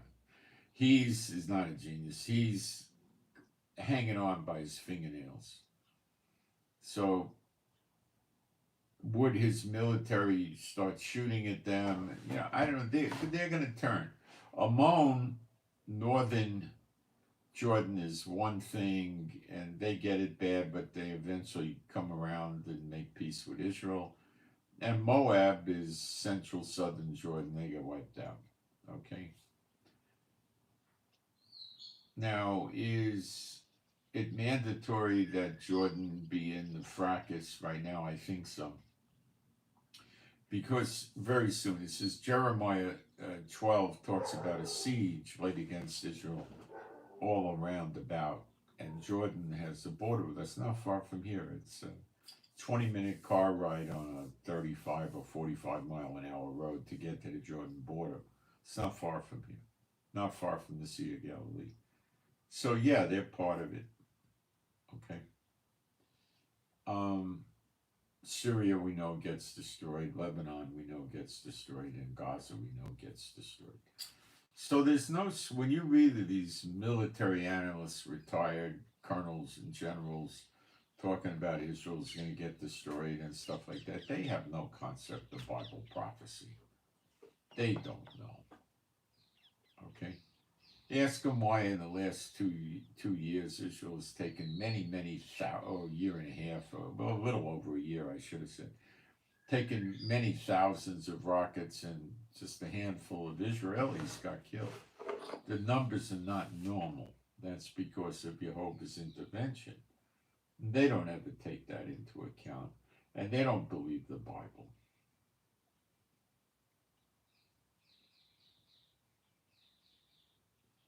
Well, I can't show my face and read from the iPad at the same time, guys. I don't really want to sit here and start spending time interpreting people's names. Um, you could look it up on Google. It's not relevant to the subject matter.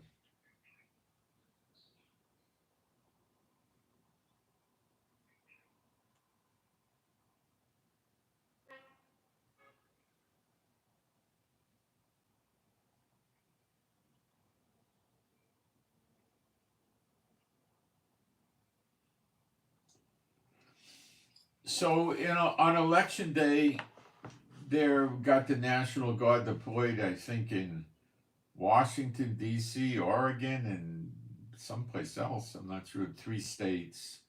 They're not really deployed, they're more like on standby deployed.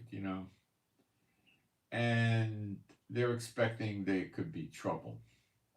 Listen, I'm telling you right now, it's possible, but it's not like I can give you a guarantee. Okay? Now, let me read you a scripture about the daughter of Babylon, which is America. But I got to look up the verse, so give me a minute.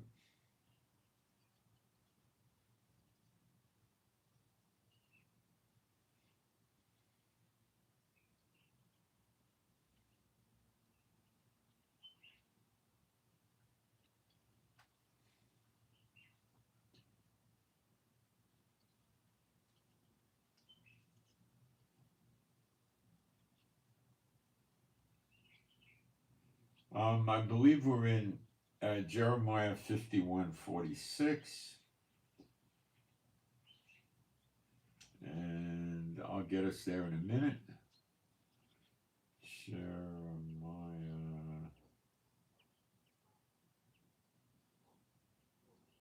51:46.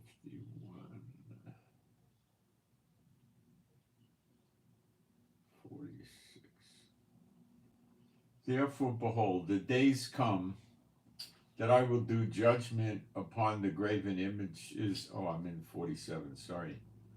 And lest your hearts faint and you fear for the rumors that shall be heard in the land. A rumor shall come 1 year, and after that in another year shall come a rumor. That's rumors of war. And America's had rumors of war for years, we all know that. And violence in the land, ruler against ruler. Now, let's check the word for violence. It's Hamas, which is like the name of the terrorist group Hamas. But you need to understand, Hamas didn't select the Hebrew name for themselves. They use an Arabic name. It would be extremely insulting for them to use a Hebrew name. Okay? It means pretty much violent stuff. Wrong, unjust gain, damage, cruel, oppressor. I would think violence or dealing underhandedly or dirty is the meaning. But I think it really means violence in the land. Ruler. Now, the word for a ruler is a mashal. It means to have dominion, to reign. Let me see what other words Strong's uses in English to define this. Dominion, government, reign, rule, have power. So the word they chose in English, ruler, against ruler, is really rather accurate. So it's not the head of a militia. They don't rule anything. Okay? It's not the head of Black Lives Matter or the Ku Klux Klan or any crazy groups. It is government. Now, it could be city against city or county against county. So is a mayor a ruler? It is. Is it likely that the cities are going to fight against other cities? Not so much, I don't think. What this points me to is the governors of the states against the Fed, or counties in the states, even cities too, against the governor.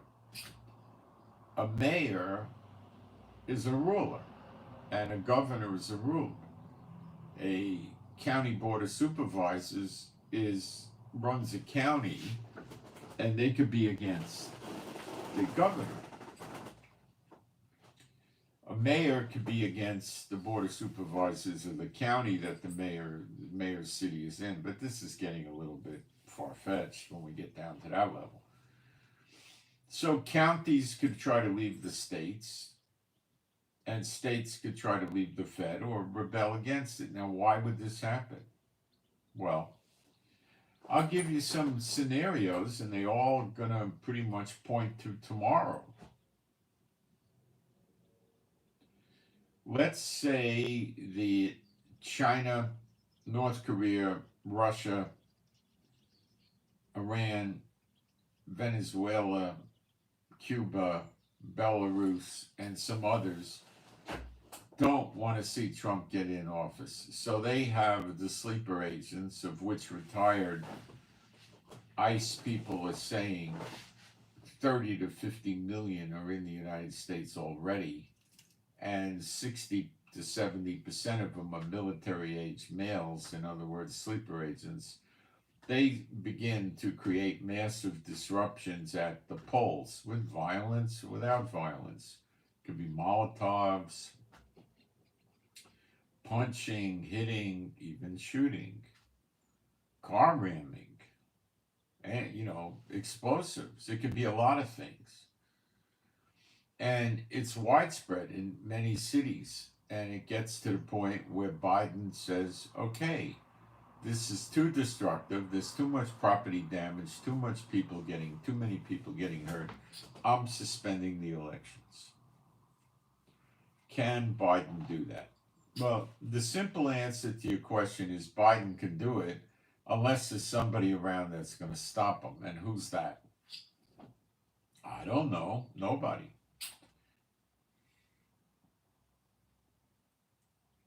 He could probably do it on the War Powers Act. He could declare martial law. He could write an executive order immediately and do it. He could do it. Okay? Is he able to do it lawfully? Probably not. But like I said, lawful or not, it doesn't matter unless somebody there with power is willing to stop him and has the power and the force needed to stop him, which there is nobody. So he could do it.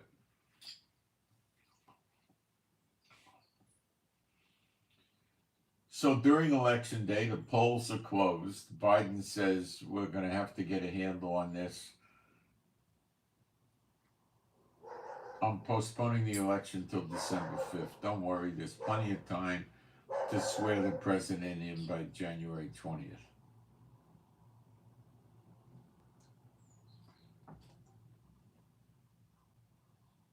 Now, in America, there's tens of millions of Trump supporters that view him as their savior.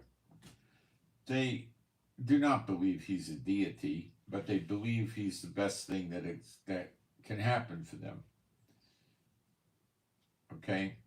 Now, having such great respect and desire for a man, a mortal, is a little bit silly. They've almost made him an idol. They don't worship him, okay? So they haven't made him an idol, okay? But they don't pray to him and worship him as a god, but they worship him as a savior from mankind, okay? That's going to save them. And I think they got a better candidate there than they do Kamala, but they're overplaying what Trump really is, and they're not looking back at his record when he was president. Okay, he did a lot of good stuff, but he never managed to get the wall completely up on the border, did he? He never got rid of Obamacare, did he? He played more golf during his presidency by far than any other president ever did. Okay? So he wasn't so great, but when you look at the camel and you look at Trump, Trump's a shining star, no doubt. Okay? Now, what the people supporting Trump don't understand is he's not going to end the Ukraine war. He might say he is, so what? He can't. He will inherit the Brics problem. And he has to stop Brics. And to stop Brics, he has to stop Iran and he has to stop Russia. Brics is not going to stop on their own.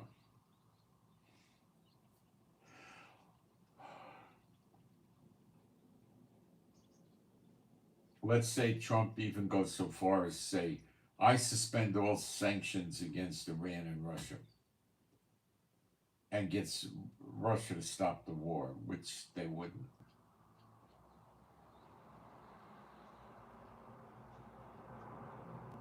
Russia and Iran would just say, what do we do if Trump changes his mind? Or if the next election we get a Democrat in that goes after us? No, they're not going to do it. They see a way to destroy America and the European Union economically via the currency through Brics, and they intend to do it. They don't want to be under America any longer. So the war with Ukraine and Russia is not going to be stopped by Trump. He just says he will. He's not going to do anything that's going to let Russia continue with this Brics digital currency, blockchain money system with currency and debit cards and everything else. He is not going to let the banking system go down. All right, so don't think that Trump is going to, oh, I'm going to make a deal with Putin and we're going to end the war. Well, I mean, if Putin said, yeah, I'll put Brics in the garbage can and you end the sanctions and we'll go off our merry way, well, that might work. And he might try that. But Russia's going to be so slow to give up on Brics, guys. I don't think it's going to go just like that.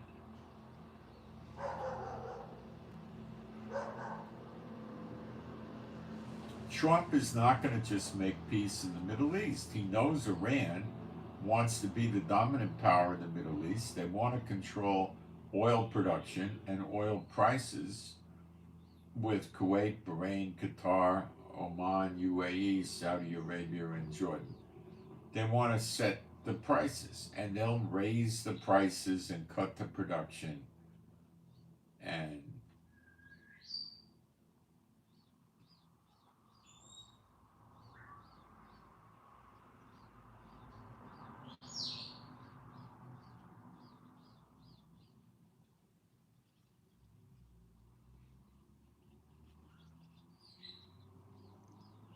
Iran will crush the economies of Europe and America. And Trump knows that. Iran got to go and Russia got to go. China and North Korea is something else.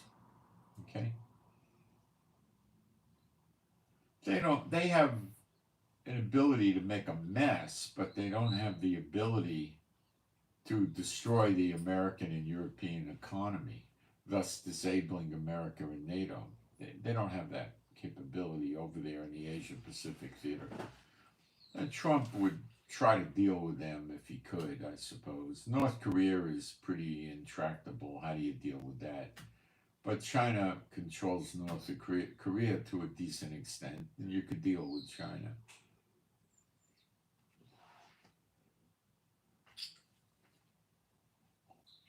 So the ruler fighting ruler means somehow, some way, some shape or form, there's going to be a civil war in America. Violent one. And don't put your head in the sand and start, oh, this isn't America, it's this and that. It's America. Millions of people understand it. Okay? And the churches don't like to talk about it, and they rarely ever do. But that doesn't mean it's not true.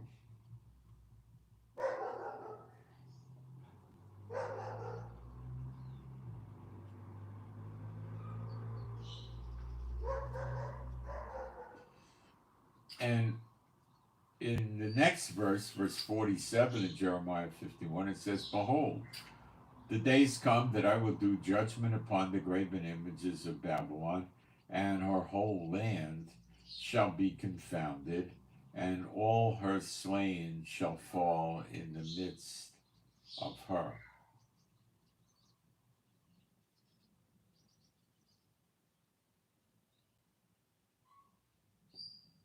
Then the heavens and the earth and all that is in them shall sing for Babylon, for the spoilers shall come unto her from the north, saith Jehovah. As Babylon had caused the slain of Israel to fall. See, that's what happened October 7th. Biden didn't want to listen to Trump. Then all of a sudden in September 2023, Biden pops up. Yeah, I'm sorry, Biden didn't want to listen to Netanyahu. All of a sudden he pops up. Yeah, Netanyahu could come visit us. Out of nowhere. No reason for it. And the 23rd of September, Netanyahu goes over, visits Biden. They have a nice talk. He comes back, and 2.5 weeks later, October 7th happens. All our checks and balances are down. All our protections are down. They had new soldiers, women soldiers, not combat trained, in watchtowers watching the border. They're getting on the horn and they're saying, we're being overrun. And the IDF is saying, nah, relax, it's not the case, and this and that. Usually help would come in 5 to 8 minutes. Humvees, tanks, helicopters, jets flying, everything. Nothing. It took hours for help to come. Hours. I was sitting outside early in the morning and I heard all the red alerts going off. I thought the system was broken. It was massive. Well, I didn't know what was going on. It took a few hours until the IDF usually would have been out there bombing them in a few minutes, 15, 20 minutes. They didn't do nothing for almost 3 hours.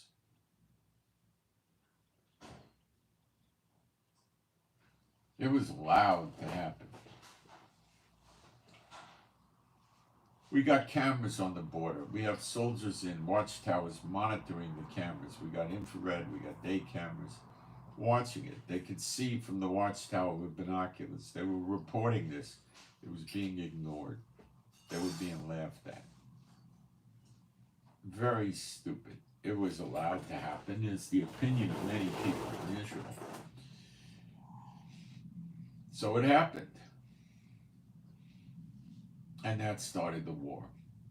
And that allowed Israel to eliminate with vigor the terrorist threats from Hezbollah and Hamas, which would provoke Iran and bring Iran into the fight, and then America could get into the fight. Now, with America not wanting to fight Iran, you need to ask yourself, why is America sending all these warships here and all these planes and all these soldiers and refueling tankers and B-52 bombers if they don't want to attack Iran? Pretty unlikely.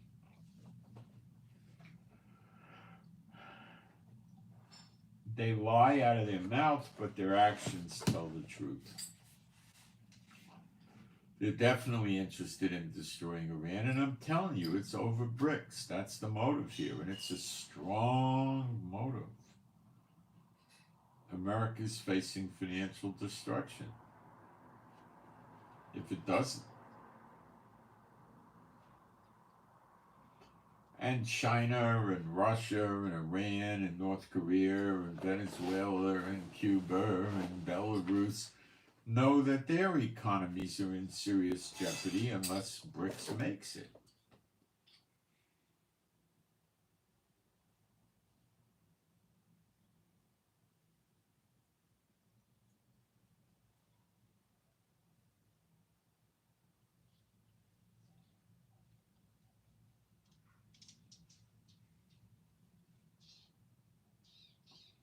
Let me check my email. Somebody said there's prayer requests, and I haven't checked it in a few minutes. Let me check.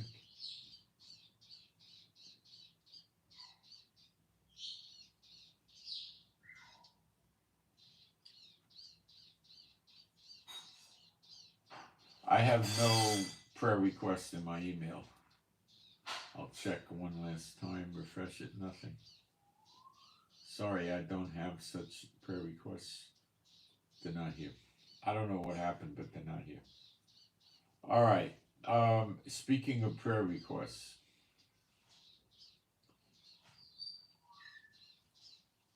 we have a toss request for SC, Sierra Charlie, toss salad for Sierra Charlie, and a toss request for Sierra Girl. I was going to say golf. I'll say girl, it's easier. So toss request for SC and SG, Sierra Charlie and Sierra Girl. Toss request.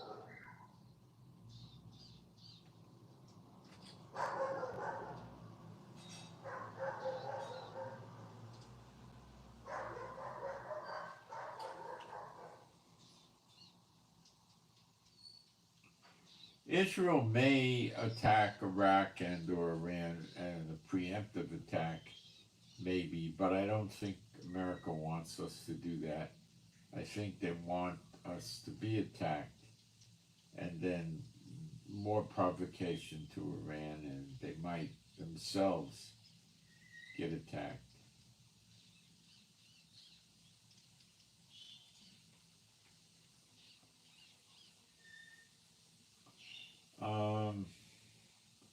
They're talking about an earthquake in Iran yesterday, 4.7. Listen, a week or so ago, or maybe 8 or 9 days, we bombed Hezbollah in Lebanon with a tremendous amount of ordnance.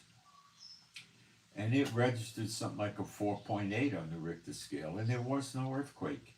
And there was no aftershocks. It was just massive explosive of conventional bombs. Okay? We blew up some big storage facility. It was missile bombs or whatever, right? Okay, now that's what's been happening in Iran. They're detonating large amounts of explosives, and people are saying, oh, it's a nuke, it's a nuke. They got nukes, there's no aftershock. We proved it a few days ago in Israel. You can make these 4-point-something earthquakes happen with just conventional explosives without any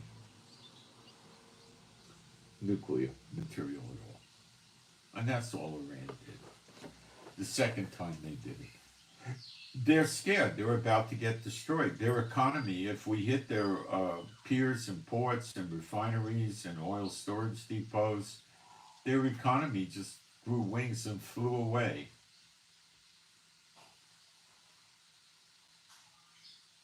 That's it. They're gone. They're economically kaput. What do you think? They have a business there and they make cars, motorcycles, televisions, washers, dryers, microwaves, furniture, computers. I don't do any of that. It's all about killing people with Iran. It's a bloodthirsty country that wants to kill all the infidels. That's their game.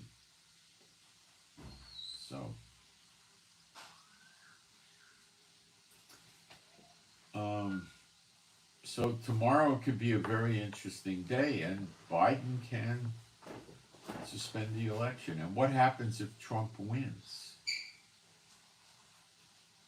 The left is going to go nuts. They're going to go nuts. 4 years of Trump?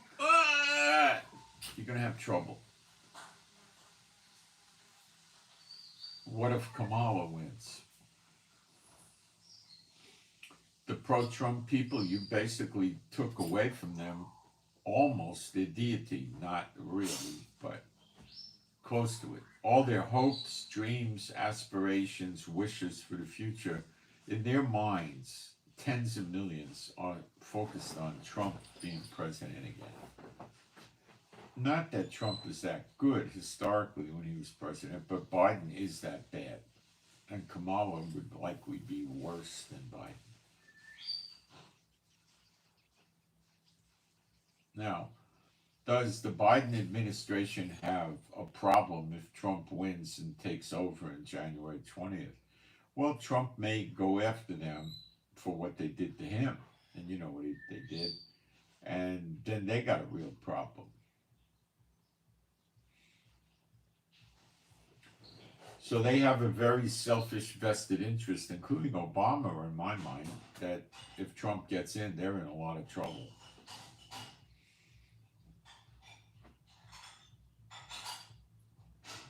Every time you look at these things, you have to factor in those sleeper agents.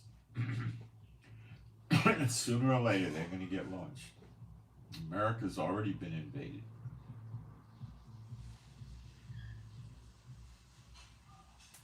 Now, if you don't like me talking like this, would you like it better if I just never told you about these things and you get caught off guard? The churches aren't going to tell you. They don't cover Jeremiah 50, 51 and Isaiah 47 in their discussions in the churches, in their Bible studies, and their teachings. They don't bring it up. They keep the people in darkness.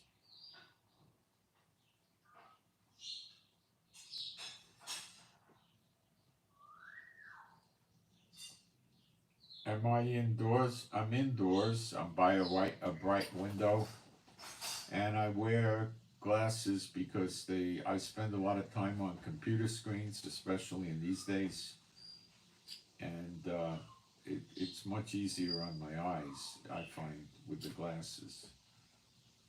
Okay? That's why I do it. I'm on a lot, too much, but this seems to help.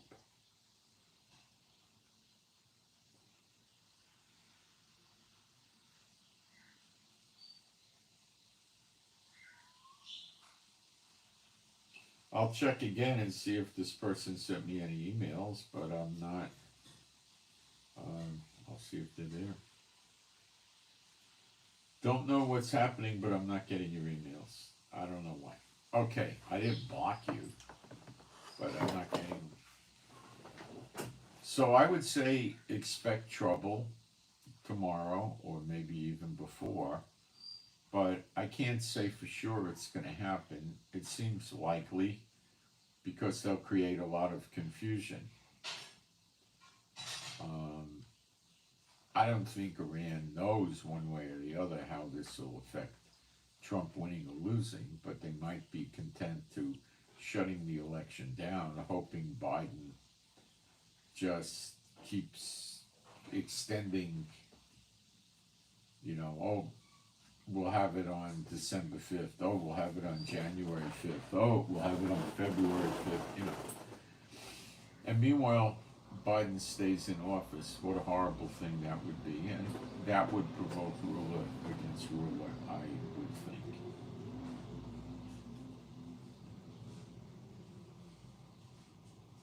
Now, none of this, we know in prophecy you're going to have ruler against ruler with violence in America, but we don't know exactly what day or week or month, and we don't know exactly what's going to provoke it and how it's going to manifest. Prophecy doesn't tell us that.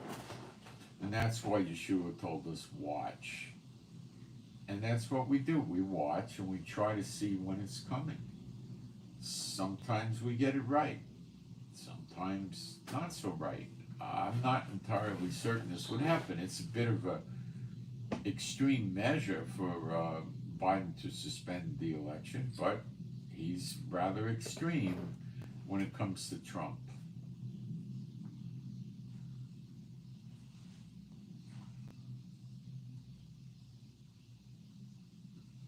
Maybe they want to wait and see if Trump wins the election, and then they can try to stop the swearing in. I don't think they can. There could be a massive uprising when it comes closer to Trump getting sworn in.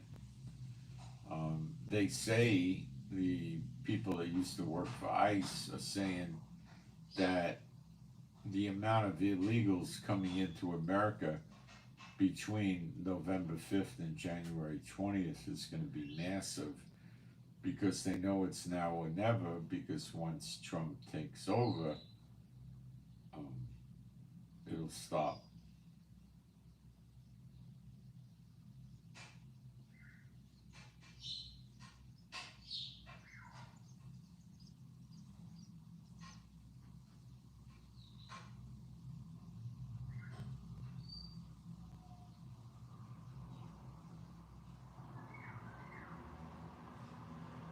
So we'll have to watch and see what happens. Once again, my Telegram, if the eggs start hitting the fan, I will be doing live streams, quite a few a day and night. They'll be frequent. YouTube doesn't send notices out usually beyond one live stream a day or one video a day, so maybe a second video or something like that, but I will be posting them on Telegram and Twitter, especially Telegram. I suggest you go to my Telegram. You got to download the app, I think, for most of you. Some of you may be able to access it without the app. It's called Telegram Messenger, 700 plus million people on Telegram. Send me an email. My email is in the description box, the lowest line down. It's Israel Giving with the number 7. Israel Giving, one word with the digit 7 at Gmail. It's also in the chat up at the top. Send me an email and put Telegram in the subject header. Okay? And I'll send you the invite link. If you have the app, you just click on the invite link and you're in the group. It's very simple. It's easy, it's free, the app is free, everything in Telegram is free. There's no, you gotta pay, $10 a month to see special videos. None of that on Telegram. It's all free, it's encrypted, and there's no censorship. So I'll be putting the videos up there as well as YouTube, but YouTube doesn't usually send the notices out after the first live stream. So that's, if you have an interest in seeing what's going on from Israel, if the eggs are starting to be thrown at the fan, then you want to do that. In any event, I would like it if you guys hit the like button, and that takes you 2 seconds and it's free. And my wife, as I keep saying, is doing much better. So please pray for me and my wife Rivka, for our peace, safety, protection, joy, healing. It's important. Pray for our finances. That's rather important these days. Pray for our animals and pets that are all rescues, that they be happy, healthy, and whole. Pray for better videos. Pray for the peace of Jerusalem. And I really hope you got something out of this. And remember, don't get scared. This is just prophecy being fulfilled. And remember, all things work to good for those who love the Lord, not for those who don't love the Lord. Okay? And I send my shalom to all those who love Yeshua HaMashiach, and I am out.